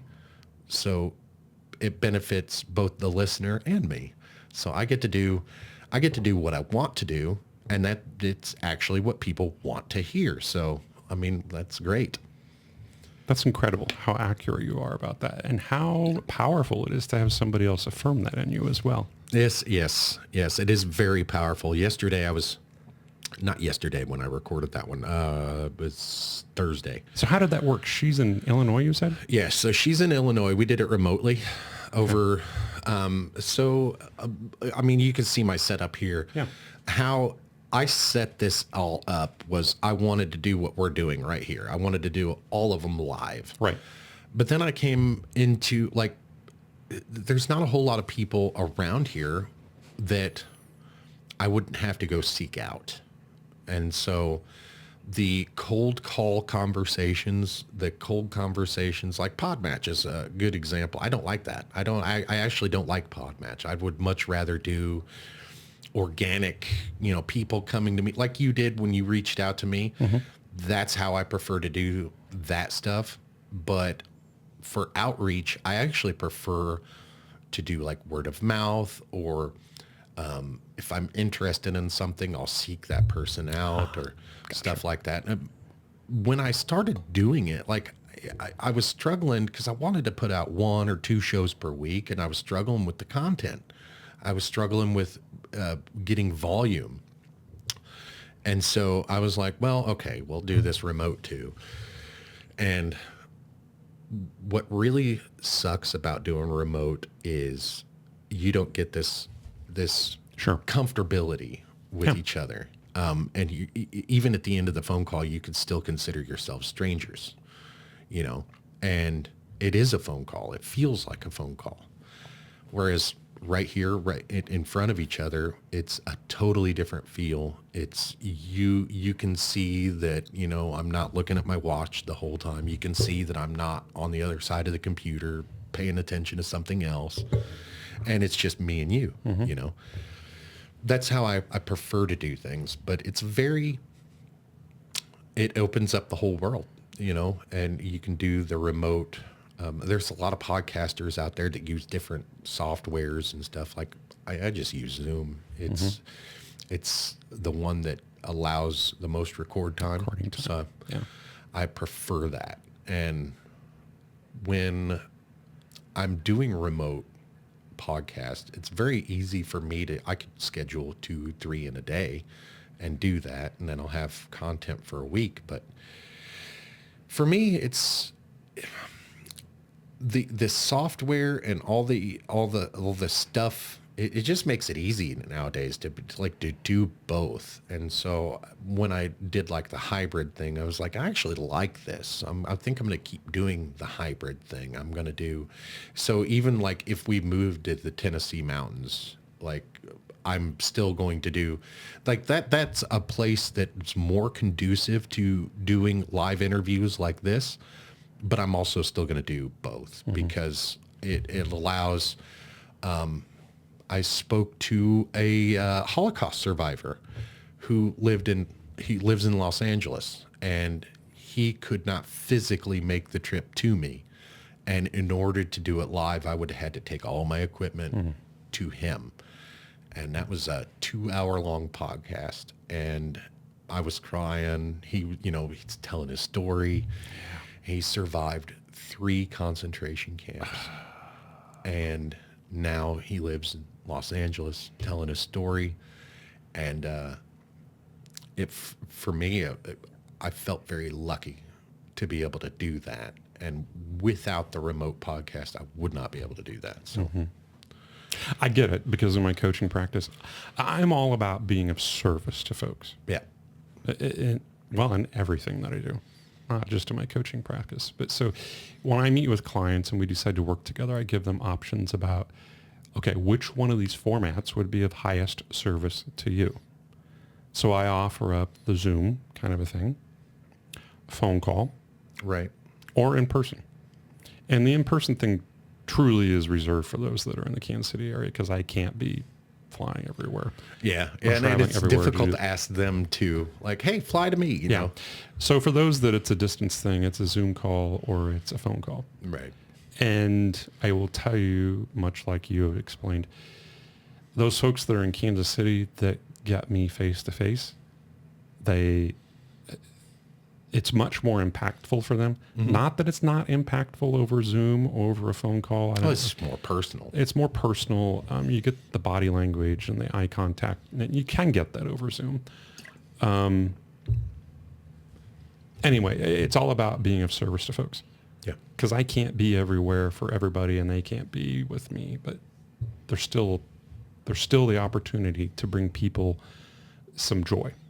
Absolutely. In whatever format it takes. So I've chosen not to restrict myself by doing only face-to-face. And that has opened up. That's a good point. Restricting yourself to only face-to-face. Mm-hmm. I love that you put it like that because it is very restricting. I wouldn't be able to talk to that guy like Ben Lesser is his name in LA. Yeah. The lady that I talked to the other day, she's older as well. I mean, she still flies everywhere, but like flexibility, it's not, we don't restrict ourselves to just one format, which opens up everything to everybody. Exactly. Like I'm so available, to people. Like I've had several people that have talked to me on the podcast. And I've given my phone number, out, and this one fella in particular, I had a great conversation with him. It was a great podcast, and G. Michael Hopf is his name, and we had a great conversation, a lot in common, and at the end, I gave him my phone number, and like we've kept in touch and stuff. And then he listened to another podcast that I had, and he's like, hey, I just wanted to reach out. And it was actually a podcast with my sister. And he's like, I wanted to reach out, like, and talk to you about that. And, I'm very sorry about this and that and the other thing. And behave, tell your sister this. And I won't go into it. But like, it was a pretty good phone call, or a pretty good conversation, that I was like, I wouldn't have had that had I not let myself be available. Yeah. And so I'm very glad that you used that word, restricted. Yeah. And use the word available. And that's the kind of the opposite of being restrictive. Right. You're much more available to folks. I have corporate clients that, while the company may be based in Kansas City, they've got people all over the globe, or they're traveling all the time. And so for them, the highest service for them, or the highest availability, is to get on a phone call. Right. Because they can't meet face-to-face all the time with me. So right. And then, and also, like, phone calls, like, you could reach out any time of day and have that immediate attention. Yep. So, but that leads me, like, how much time you got? Like, I knew you got another meeting today. I do, at 3:00 in Liberty. Okay. So yeah, we got time. I just, this conversation's gone so well. Like, I actually forgot why I asked that question. But It was a segue. Yes. Boy, so this happens a lot. This is like a phenomenon that happens in podcasting. Like, you ever had a conversation with people, and then you lose things like off the tip of your tongue, or you have a thought and it's fleeting, and while this other person finishes their point, you lose what you were thinking. Like, that happens in podcasting a lot. It happens in life a lot. Well, it happens to, like, it didn't happen to me before I started. Like, I of course it did happen every now and then, but it seems like it happens at least once a podcast now. Like, we'll put each other on the spot kind of thing. Somebody will ask me a question. I'm like, I don't know how to answer that, and I'm on a time clock. So, yeah. My experience is you could chalk it up to memory, short-term memory loss, or a lack of focus.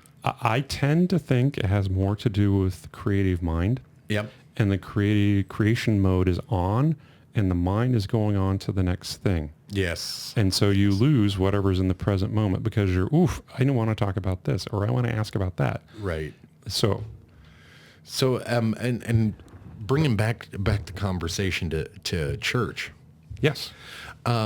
So there was a few, I guess a couple of years ago now, I guess, last year, the year before, Harrison Butker did a speech, if you will, at, I forget the name of the place. It's He was down in Benedictine. Atchison. Benedictine. So he did a speech there, and I listened to the speech. I didn't hear anything out of line. I heard, don't let society dictate to you what you want to do. You do whatever you want to do. And he was speaking to the entire audience, but specifically girls. And he had said, if you want to be a homemaker, be a homemaker. Mm-hmm. If you want to go out and work, go out and work. If you want to be a mom, be a mom. If you don't want to be a mom, don't be a mom. That's essentially what I heard. I didn't hear him disparaging anyone. I didn't hear him telling women to not work.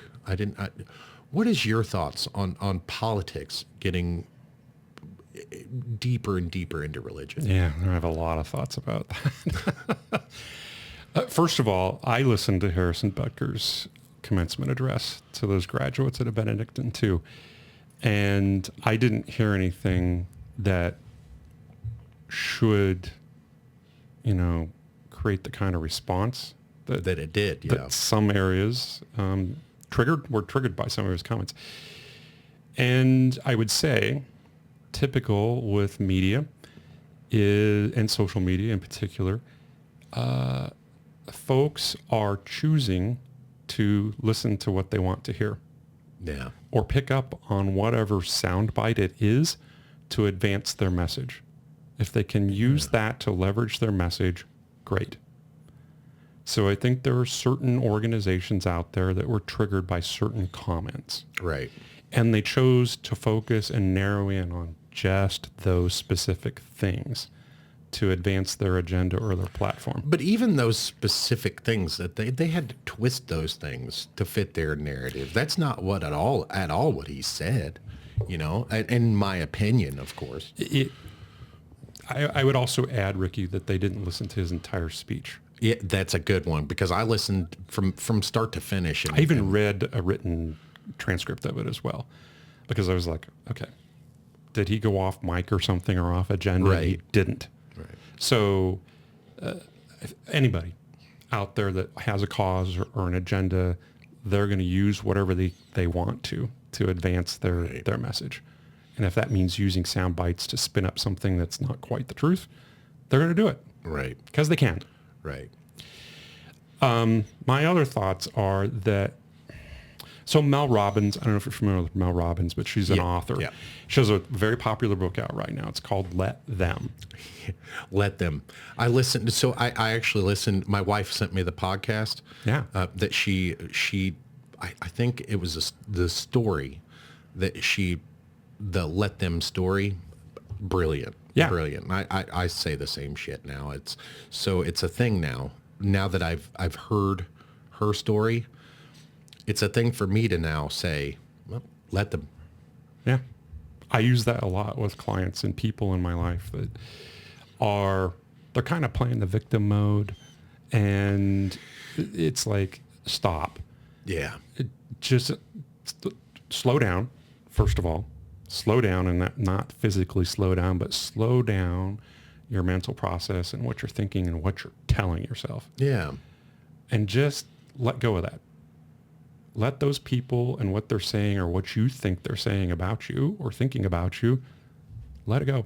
Just exactly. let it go. Mel Robbins also, so she pointed out, people take shit personally. Yeah, they too do. personally. Especially nowadays. And I do it a lot. Okay, so being honest, I have arguments with my family. I have arguments with my wife. We all do. It's very, very difficult when she says something to not internalize that and take it personally. Yeah, it's your spouse. I've gotten very good over the years at trying to not do that. However, I notice a lot more now that people take things that I say very personally, even when I'm not meaning it to be personally or to get personal. I just want whatever's happening to either stop, or I want to add to the situation things that I want. And when I get upset, I actually start thinking about that as more like manipulation. And I am trying to manipulate the situation in my favor, and I need to stop that. I need to let them. And bottom line, it'd make you happier if you do. Yeah, absolutely. Absolutely.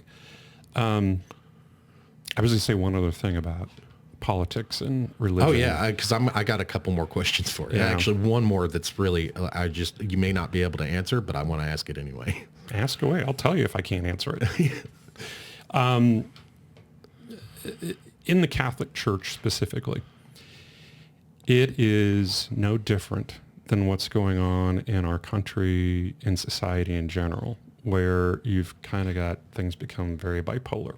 Yes. In the United States, you've got politically opposite ends of the spectrums. There seems to be at least no obvious middle ground or compromise or reaching across the aisle, as they used to say. And I'm not prescribing to any of either spectrum. Right. I just know that's out there. And it's going to be that way. And it kind of like, let them be that way. I'm very accurate about who I am and what I want and how I show up. Doesn't mean they have to be that way. Just let them, let that carry on. Let the media sell you all that sad news. That's what they're all about, is doom and gloom and negativity, because it makes money for them. Yeah. Great. That same kind of thing happens in the Catholic Church. I could get censored maybe for saying this. It's more traditional, I'll say conservative kinds of views. And it has more progressive or liberal kinds of views. And that the gap or the divide is much like it is in society. It's becoming deeper and deeper. And Yeah. I am so hopeful. That's actually what I was going to ask about. I was actually going to ask about your thoughts on the American Pope. Oh my gosh. Because in my opinion, it got very political very fast. Yeah. As would something like that on that world global stage, it's going to get attention. I'm going to say 99% of the Catholics out there that never, ever in your wildest dreams would have thought there would be an American Pope. Never. I didn't even know it was an option. So, right? So when I found out, it was like, hey, he's a Cubs fan. Yeah. So, and he's really a White Sox fan. oh, okay. Well, I was wrong on that. It's okay. But the Cubs, in a really brilliant media play, said, "Oh, we've adopted him." I knew about, like, he's from Chicago. Yes. So if I have to pick Cubs or White Sox, it's the Cubs because I'm a Royals fan. So yeah. I'm there with you, brother, on that one.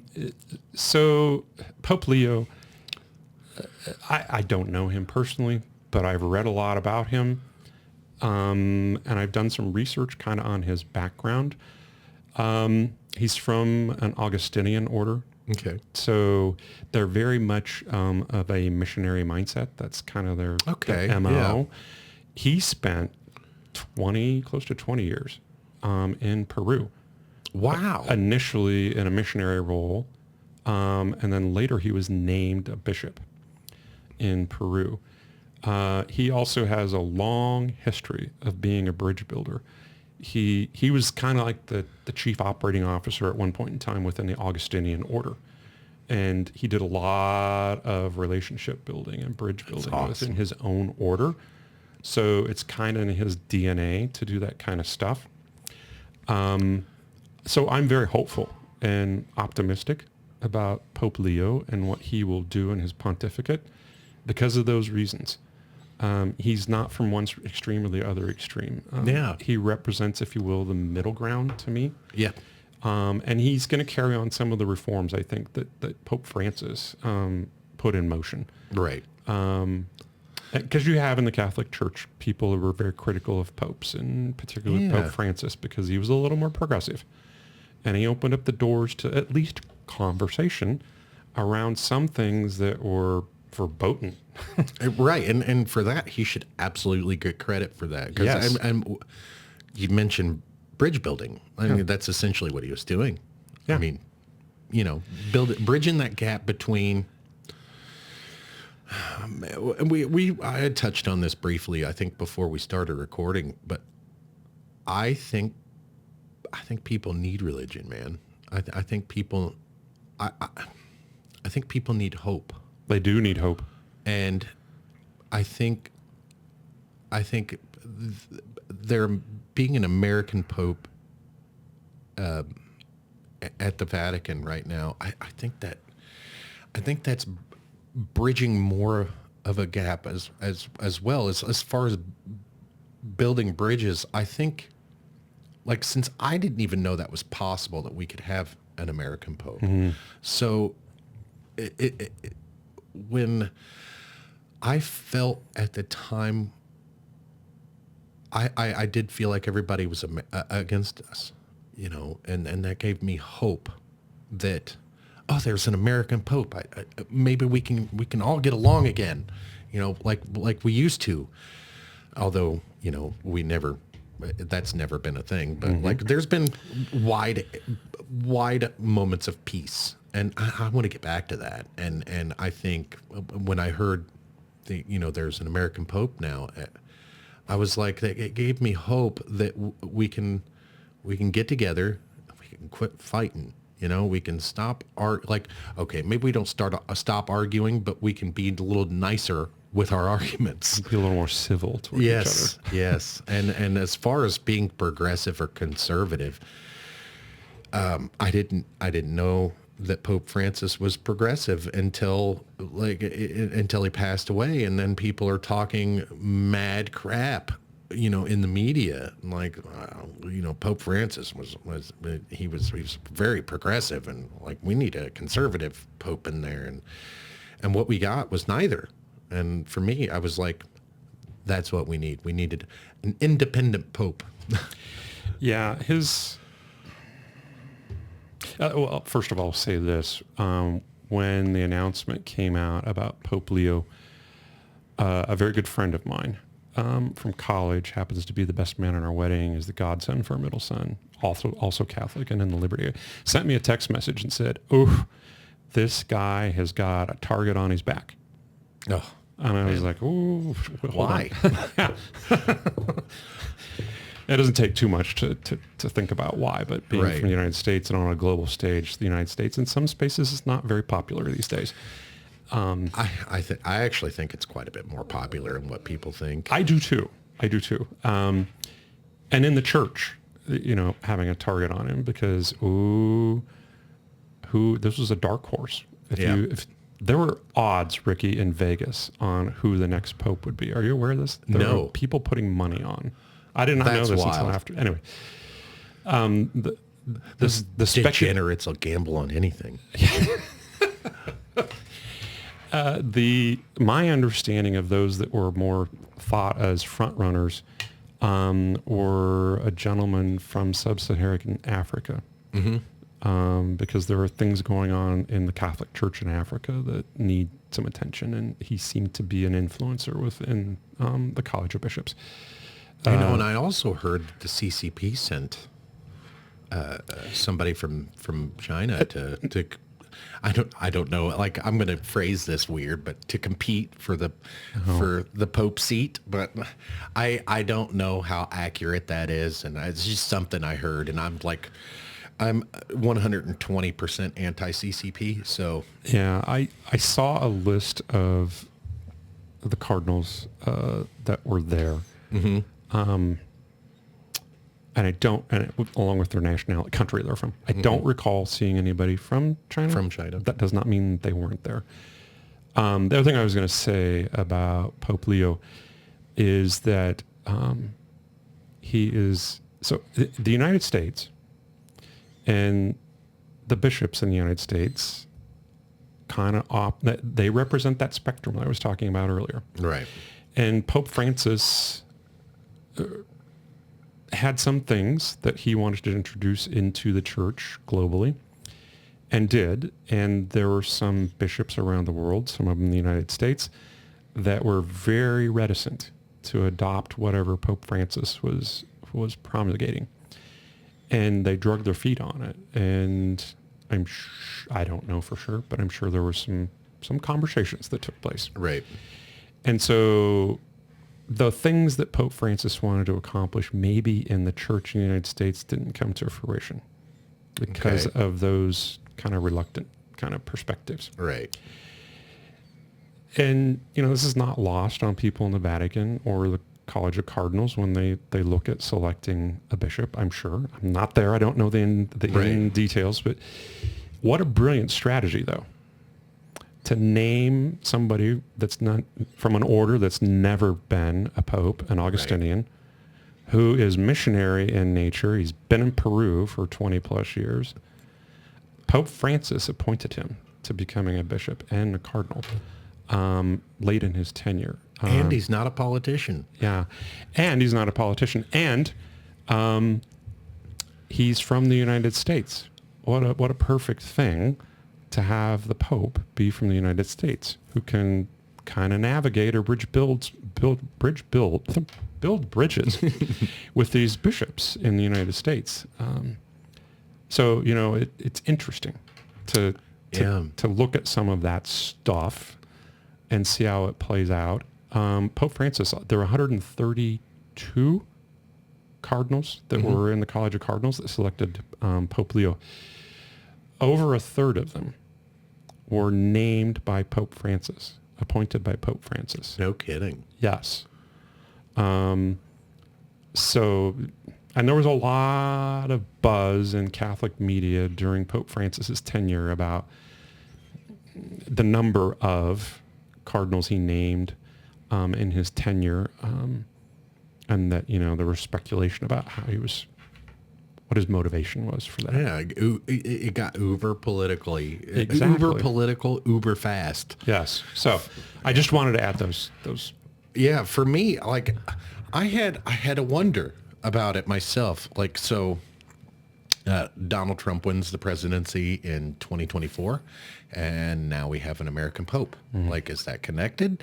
That's one of those thoughts that I had at the moment. But then it was like, this guy's not conservative, so I don't think so. I don't think it's connected. But No. even if he was conservative, like, I don't think Donald Trump's very religious himself. So, like, and I don't think he's Catholic, but I had those thoughts too, and I wanted to.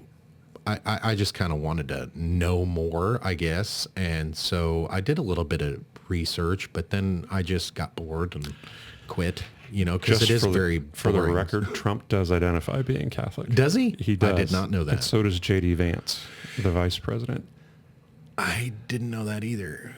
That's wow. Now there's a whole nother can of worms you can open up about how Catholic are they? Are they truly practicing? Yeah. So I actually think I think J.D. Vance maybe, but Donald Trump no. Like Joe Biden was Catholic. Now that I can believe. And I shouldn't say is still. So I'm one of those. Politically, I think the older I get, the more conservative I am. But I'm pretty good right here in the middle. Yeah. So I voted for Hillary, then I voted for Trump, So, and we got Biden, in the middle. And I'm like, this guy, let's give him a chance, and I don't think he did that bad.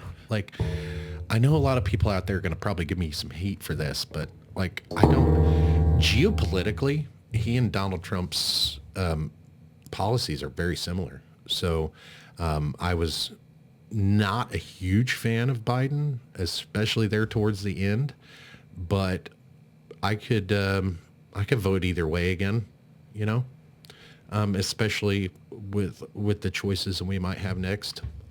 Who knows what those choices are going to be, because Donald Trump can't run again, and I definitely wouldn't vote for him a third term anyway. But regardless if it was legal, which it's not, but I think that's just too long for one person. But I'm not against the other side either. I will go with a Democratic candidate if I felt like that was the best choice. The last couple elections have been, to be honest with you, I don't think Donald Trump was anybody's first choice, but he was the choice that we had. So,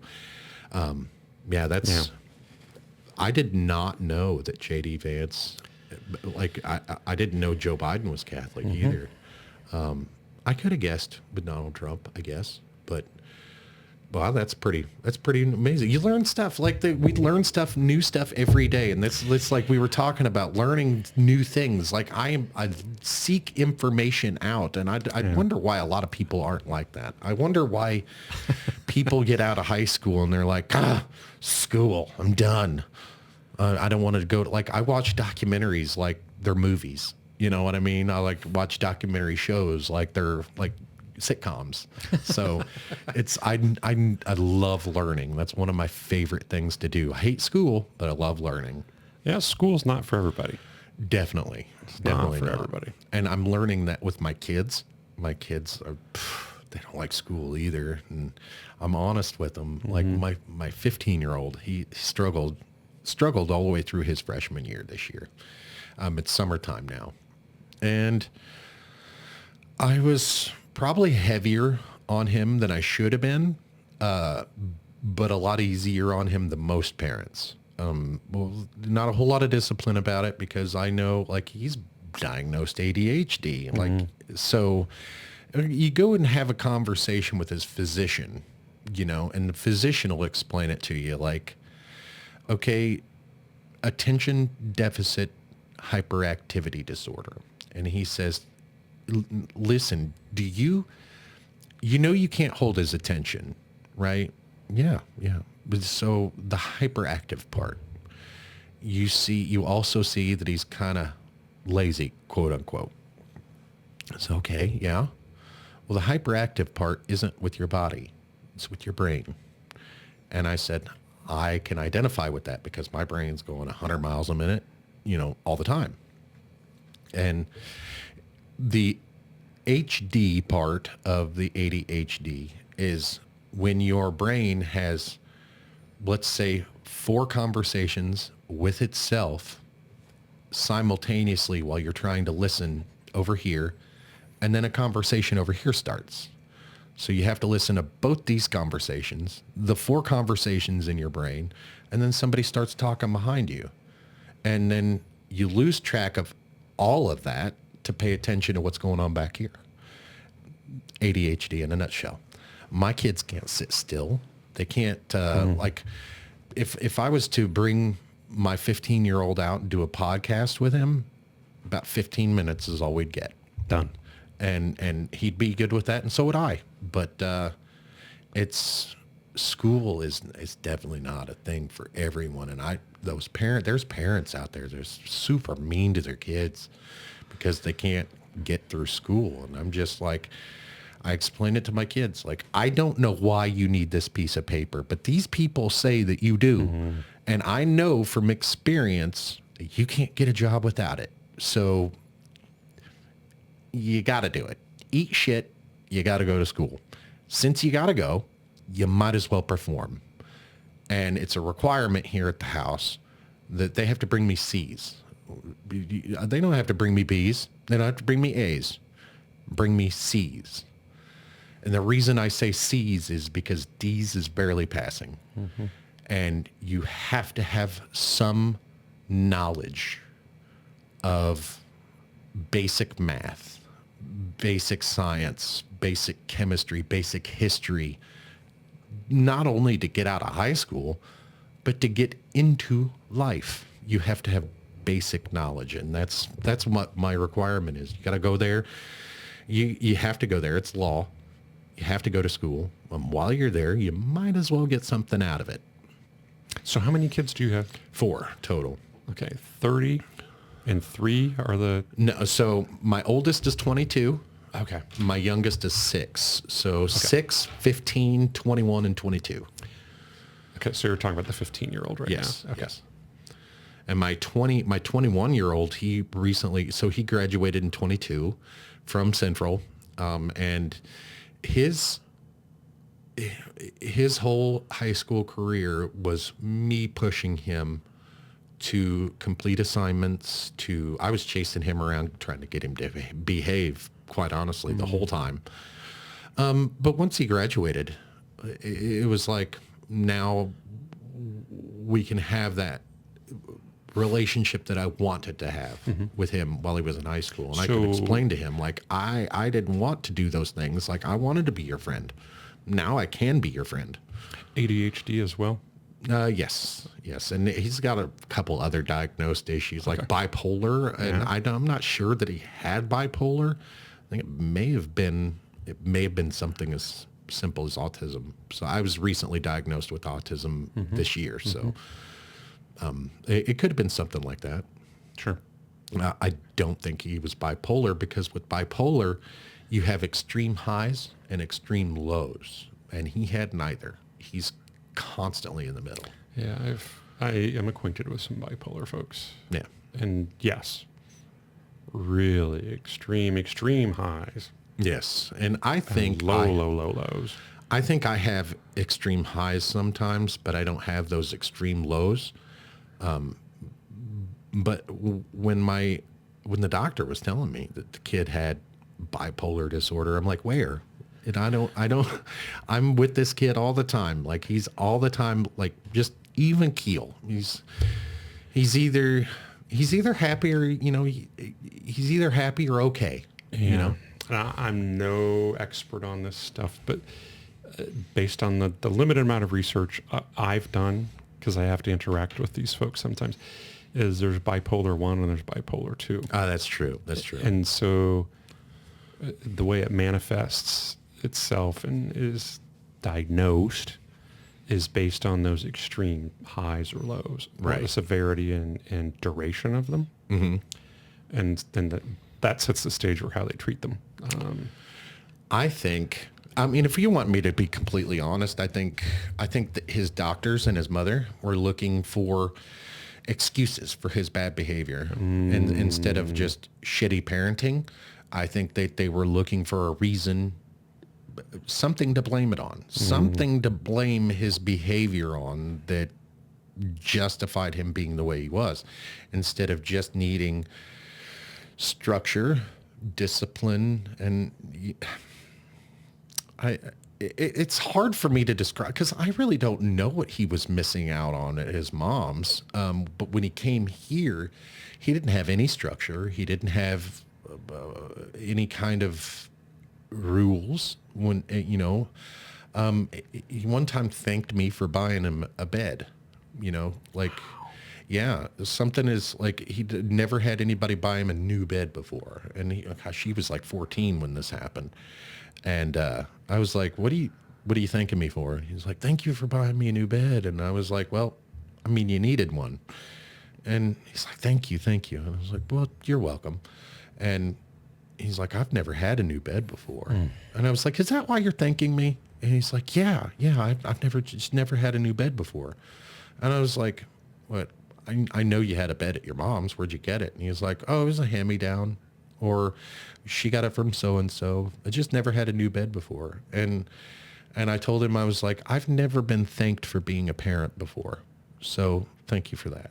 And that was pretty awesome for me. Yeah.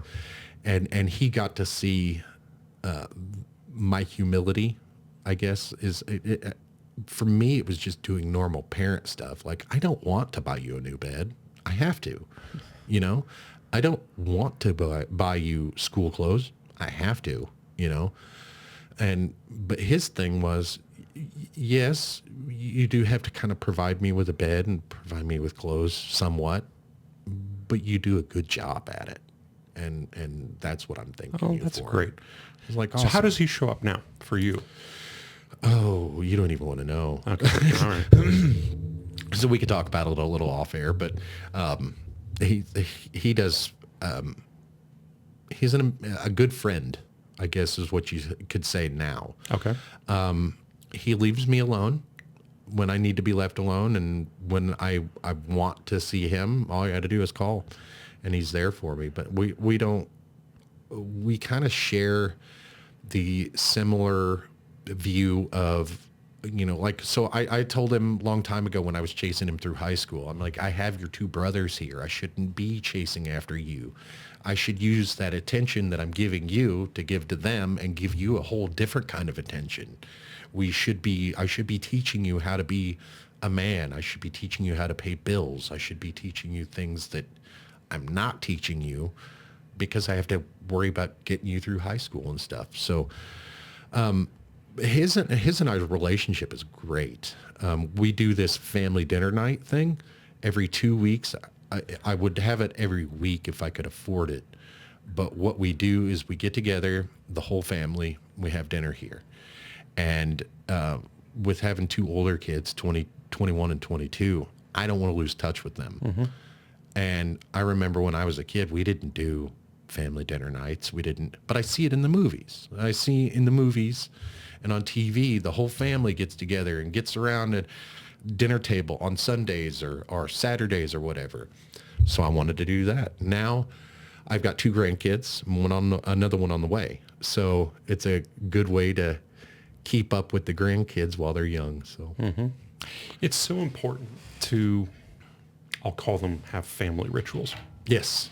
Whether it's a meal and you break bread, or if it's some families do a game night. Yeah. They get the whole family together and they play games. Or you talked about family vacations, being intentional about going somewhere, out of the immediate area. Yeah. It doesn't have to be anything extravagant.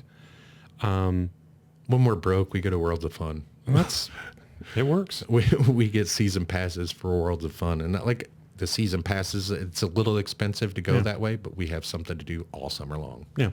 And particularly younger families, it's really fun to engage the kids in talking about that wherever it is they're going. That's half the fun, man, is planning it out. Exactly. And you kind of engage them in that, and they plan the trip too. Yeah.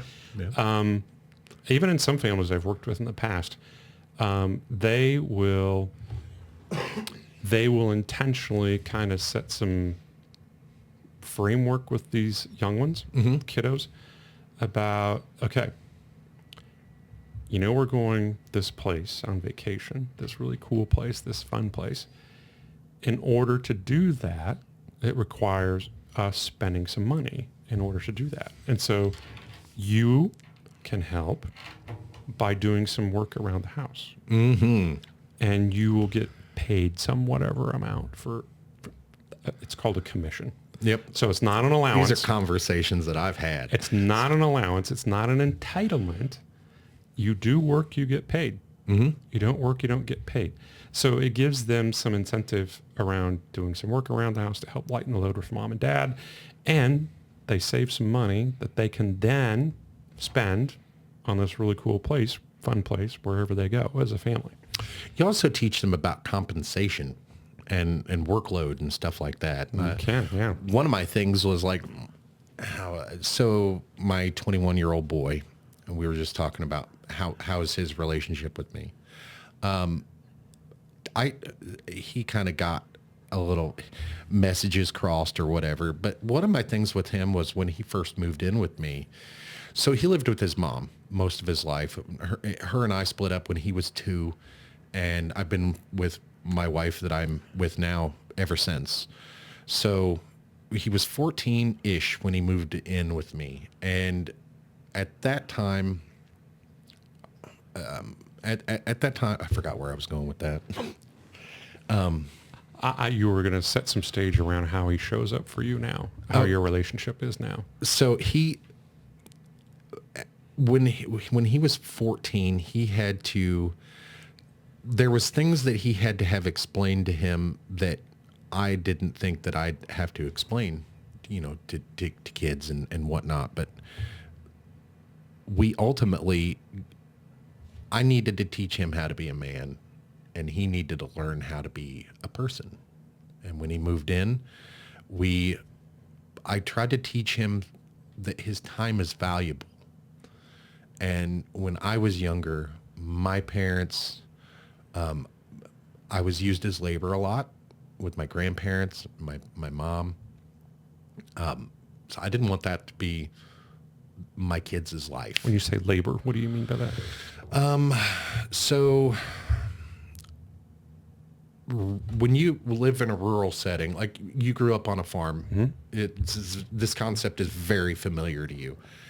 You have chores, and the closer you get to the city, those chores don't exist.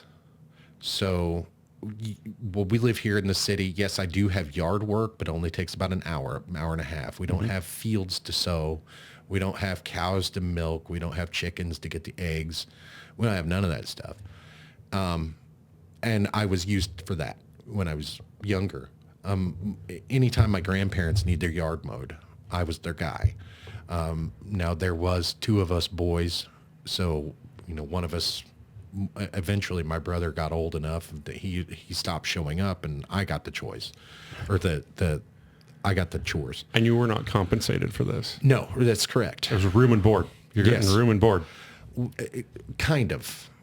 I was used as a human pack mule when I was a kid.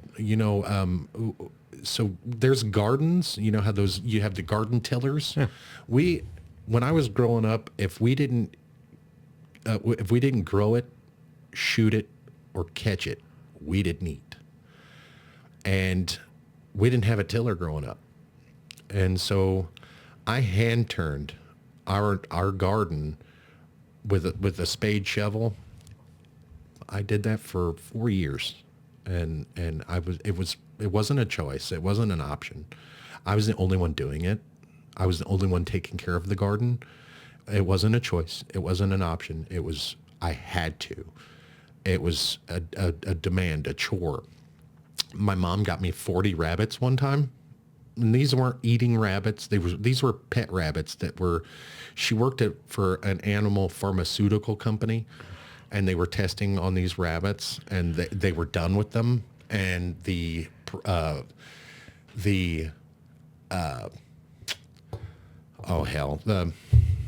president of the company had these rabbits at his house, and we went and got them. Now, this was my mom's choice. My mom got these rabbits for me. I had to take care of them until they all died. Goodness gracious, 40 rabbits. 40 of them. And you have hutches for them all? Yeah, outside, yeah. And so I had, during the winter, keep them warm. I had to feed them. I had to water them and all that stuff. Then she had like 4 dogs that I had to take care of. These weren't my dogs. She bought them or got them for the family, is what she said. But I had to take care of these dogs. Wow. She had cats. I had to take care of the cats. My sisters had to clean the house. And now, granted, my mom helped us every week, like on a Saturday. That was our cleaning days. That's the days that mom would clean. But it seemed like I was used for the work that my mom couldn't do physically. When I was 15, I was a huge kid. I was 14, 15 years old. I looked like a full-grown man.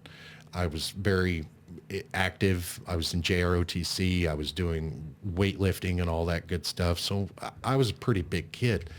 And before that, I was like 7, 8 years old, gardening and hand-turning the garden. So I was a muscly kid. I looked like a farm kid. But for me, it wasn't an option. They didn't ask me if I wanted to do these things. They essentially told me to do these things. And if I didn't, it was,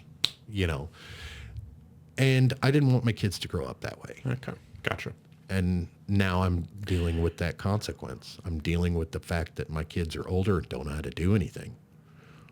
Because I didn't teach them. I didn't teach them responsibility. I didn't teach it because I didn't want them to think of me as a slave driver. You know what? It's never too late.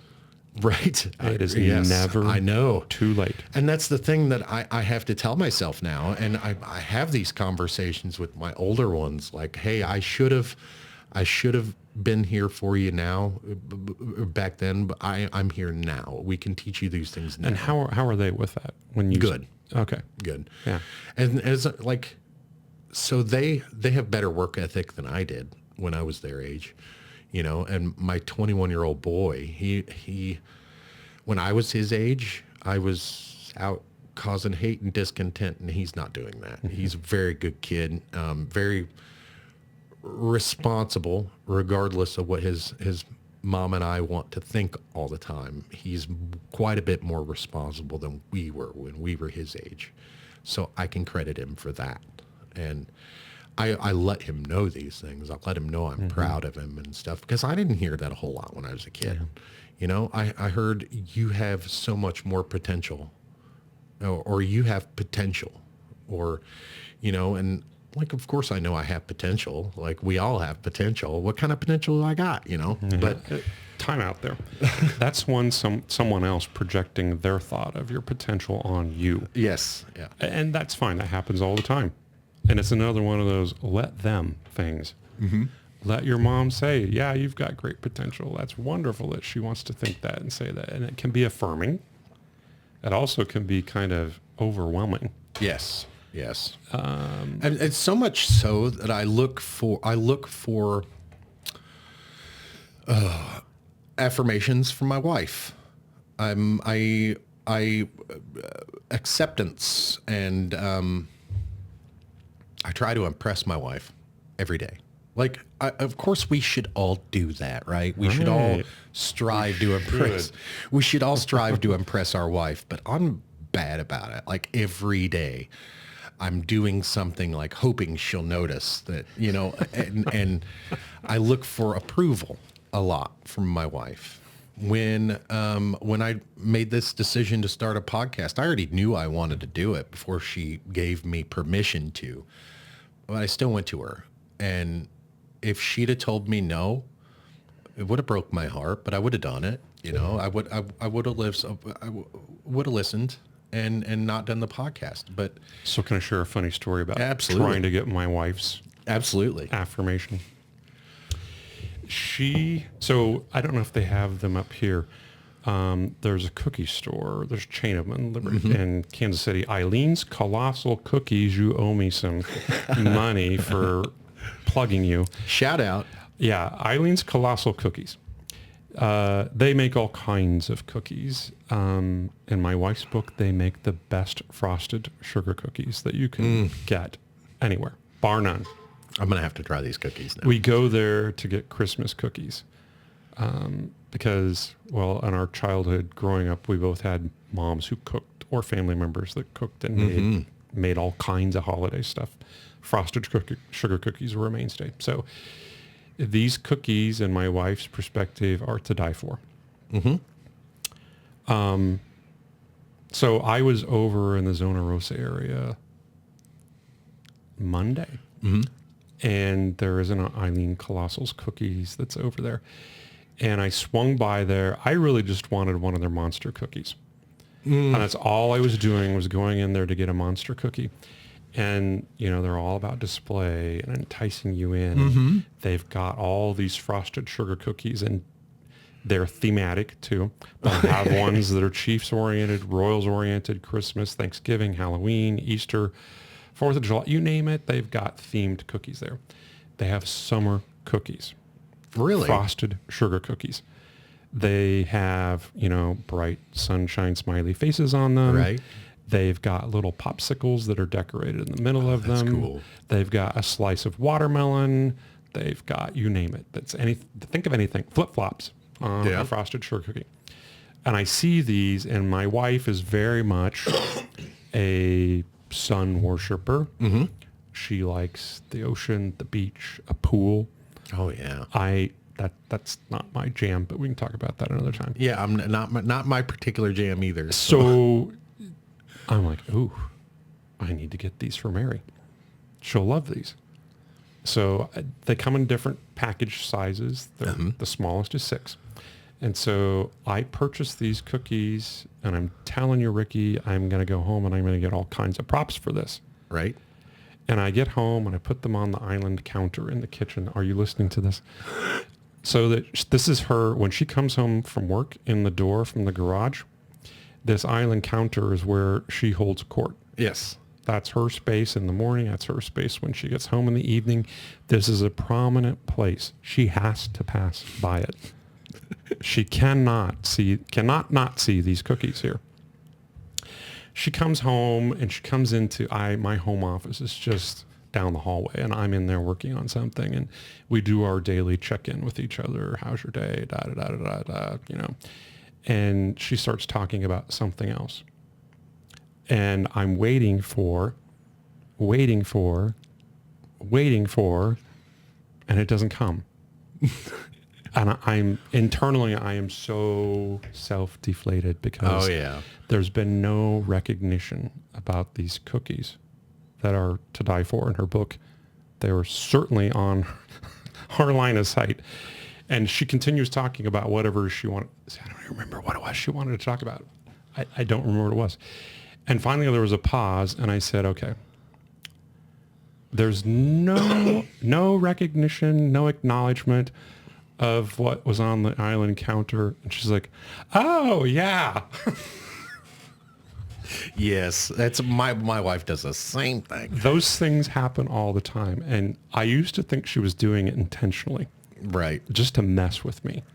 That's not the case. Sometimes it is. Right. It was not in this case. Her brain was still on work. That's a whole other thing. Yes. And something going on. It's not as easy for... I find it's not as easy for the opposite sex to shut that off as it is for men. Yeah. And we've touched on this before. I'll also say that women, and my wife, and she's in a household of men. We have 3 sons and me. She is. We have a lot in common. She is the queen bee. She would not agree with that. My wife wouldn't either, but you know what? It's her world. We're just living in it. That's exactly right. She is the princess of the house. She is the unique one. she's very good at kind of processing stuff, at least with me, of what's going on. And I haven't always been the way I am today. And I know that about myself. There was a point in time in my life in our relationship where I didn't really share a whole lot what was going on in my world. And there's a lot about that. She's very good about that.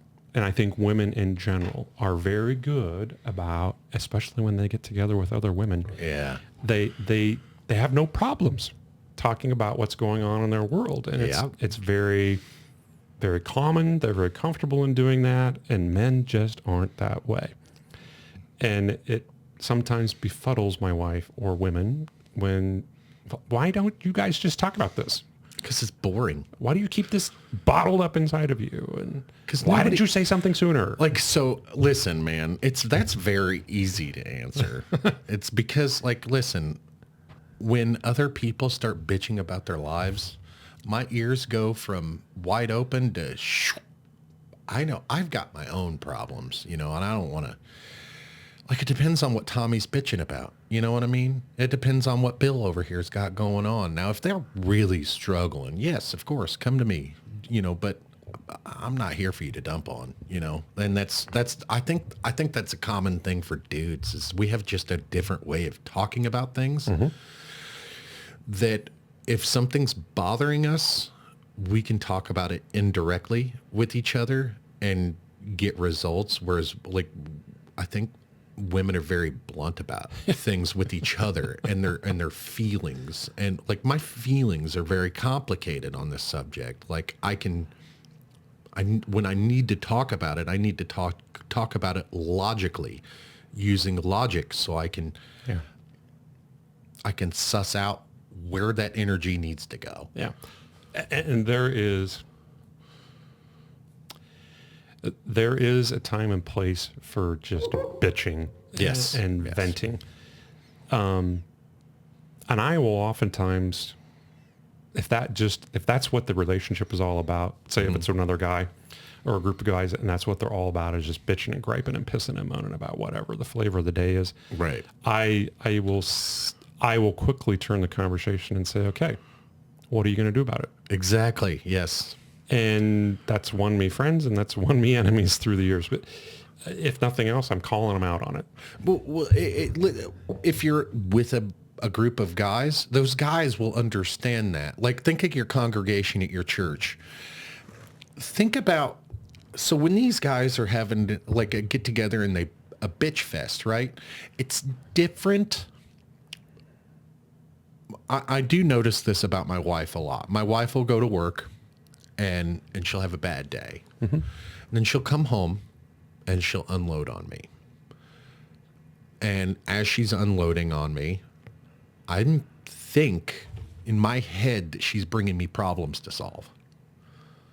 But she's not. She just wants an ear to bend. She wants to unload. And I'm in Mr. Fix-It mode and trying to give her suggestions. Okay, well, have you tried this? Or have you tried... No, listen, there's not a damn thing I can do about it. I'm just bitching. And that's the bottom line. I think a lot of men, period, just want to fix problems. So if we're around a bunch of other men and they start complaining and you say, okay, what do you plan to do about it? That's a natural progression, I think, for most men. I think if you said that in a room full of women, you might get hit. Yeah. I would say that my wife and I have developed a shorthand through the years where I can tell she's just wanting to unload and verbally vomit at my feet. And that's all she's wanting. She's not wanting me to solve it or offer solutions. And what's even more interesting now that I'm a coach, she's like, I don't want you coaching me on this. Don't coach me.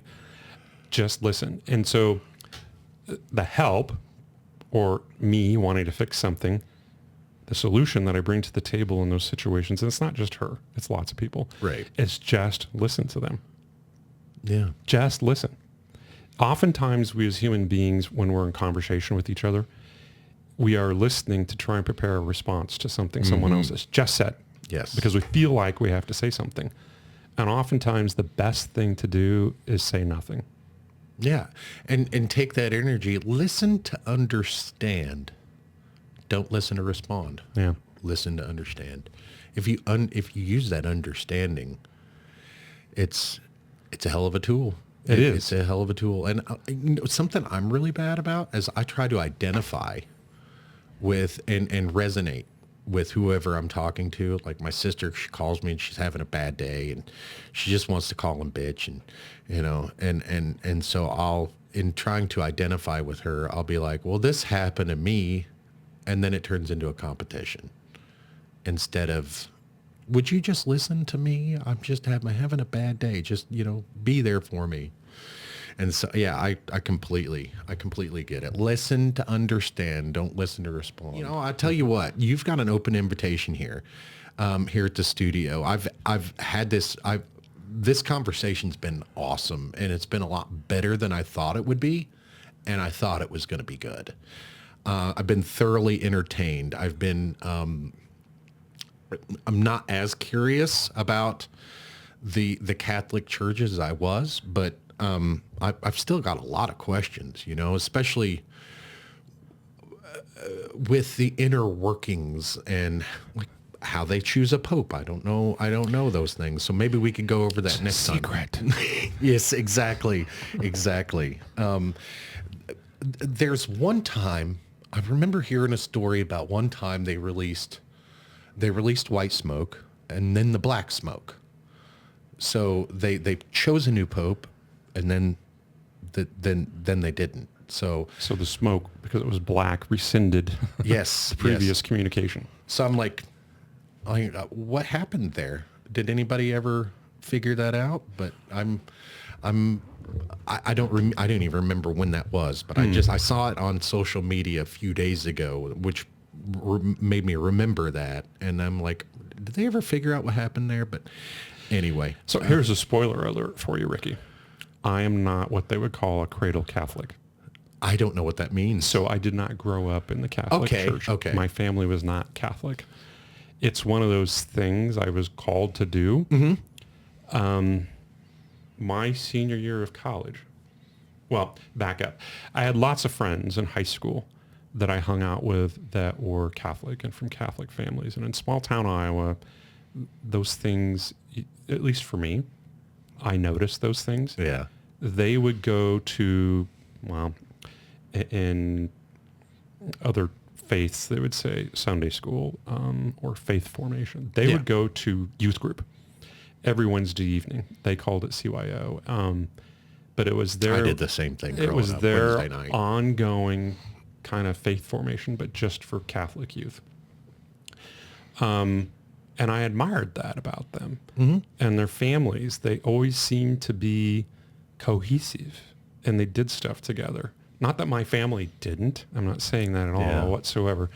My parents were Methodist, and I went to that church into vacation Bible school and Sunday school up until, 11 or 12 years old, when I kind of started to develop, I don't really know how to do that.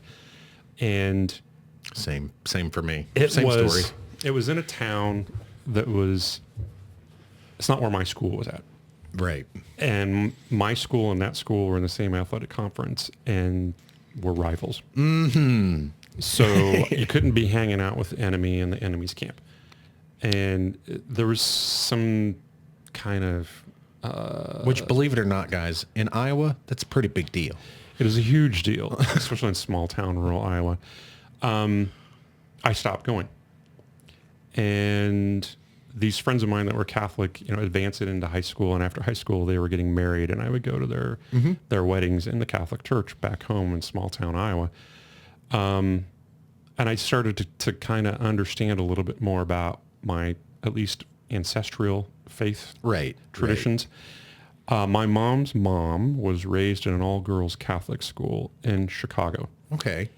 And she met my grandfather, who was widowed at the time, and he plucked her up out of Chicago and dropped her into rural Dallas County, Iowa, where there was not a Catholic church for miles and miles around. And so she fell out of her faith. It wasn't until Right. much later in her life that she kind of sort of returned to it when she was in the nursing home. The local parish priest would go to her and visit her once a week to pray with her and offer her communion. I would go to visit her sometimes, and Father Stessman would be in the room with her. And he was the kind of guy that in small town Iowa, he was a pillar. He was visible. Yeah. He was out and about, and he was very gregarious and open and engaged everybody in conversation. He would show up at high school athletic events, basketball games, football games. awesome. I ran track and cross country, and some of these guys that I hung out with were teammates of mine that were Catholic, and Father Stessman would be there on the side of the track or out on the cross country course. And so for me to walk into my grandmother's room and he's in there with her was like, oh. So he made an early positive impression on me. And so it was like, okay, I get to college, my senior year at Northwest. I've got a job already lined up. I'm going to have a diploma. I don't have anything that's going to gird me when I go off out into the wild world. And so I ended up going through what is called now the Order for Christian Initiation for Adults. So basically catechism, but for adults. Right. And I went to St. Gregory's Parish in Maryville and was baptized, confirmed, and received my first communion in Easter of 1987. Wow. I was 2 years old. Back home in small town Iowa Parish is where I went through all of that. So that's where it started, was there.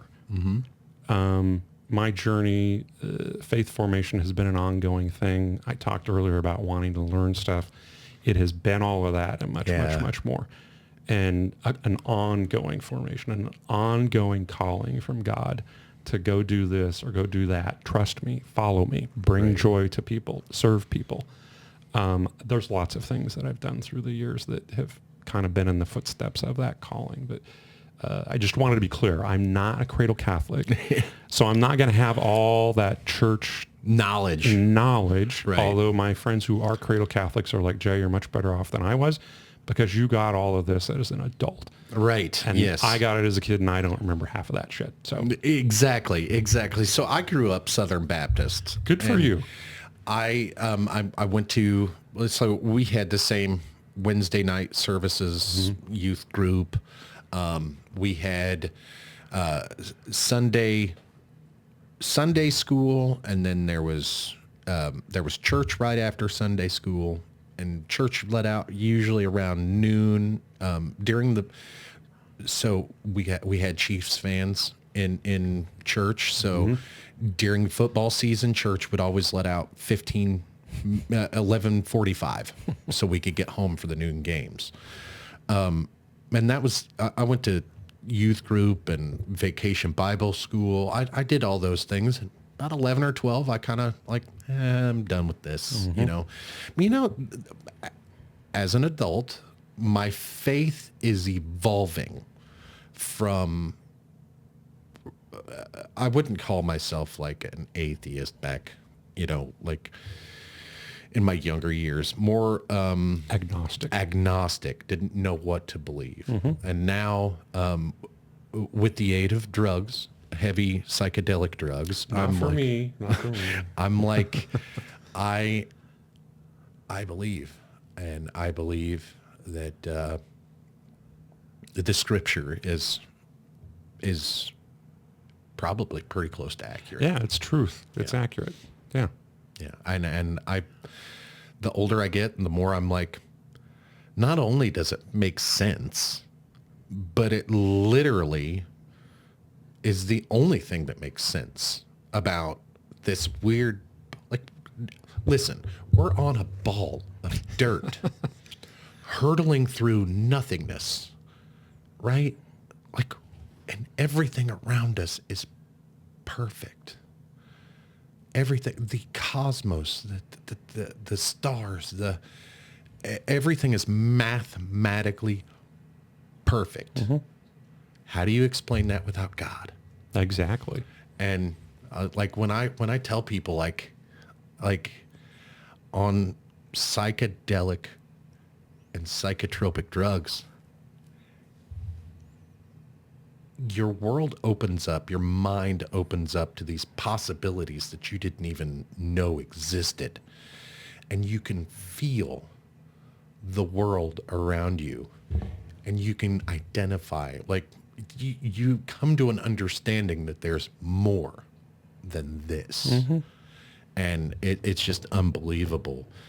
And I try to explain my evolution of faith to people, and only the people that are believers get it. Like yourself, you're like, mm-hmm. I know exactly what you're talking about, man. I feel it too. I feel it too. And like, I speak to people who are atheists or self-proclaimed atheists, and they're like, that's bullshit. You know, science can explain all that. But I'm like, okay, if science can explain all that, how do you explain science? Mm-hmm.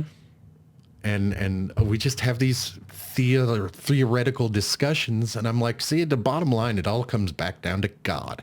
We couldn't have any of this without a creator. Mm-hmm. So with that, I think it's a great place to leave this conversation. We'll have to do it again, man.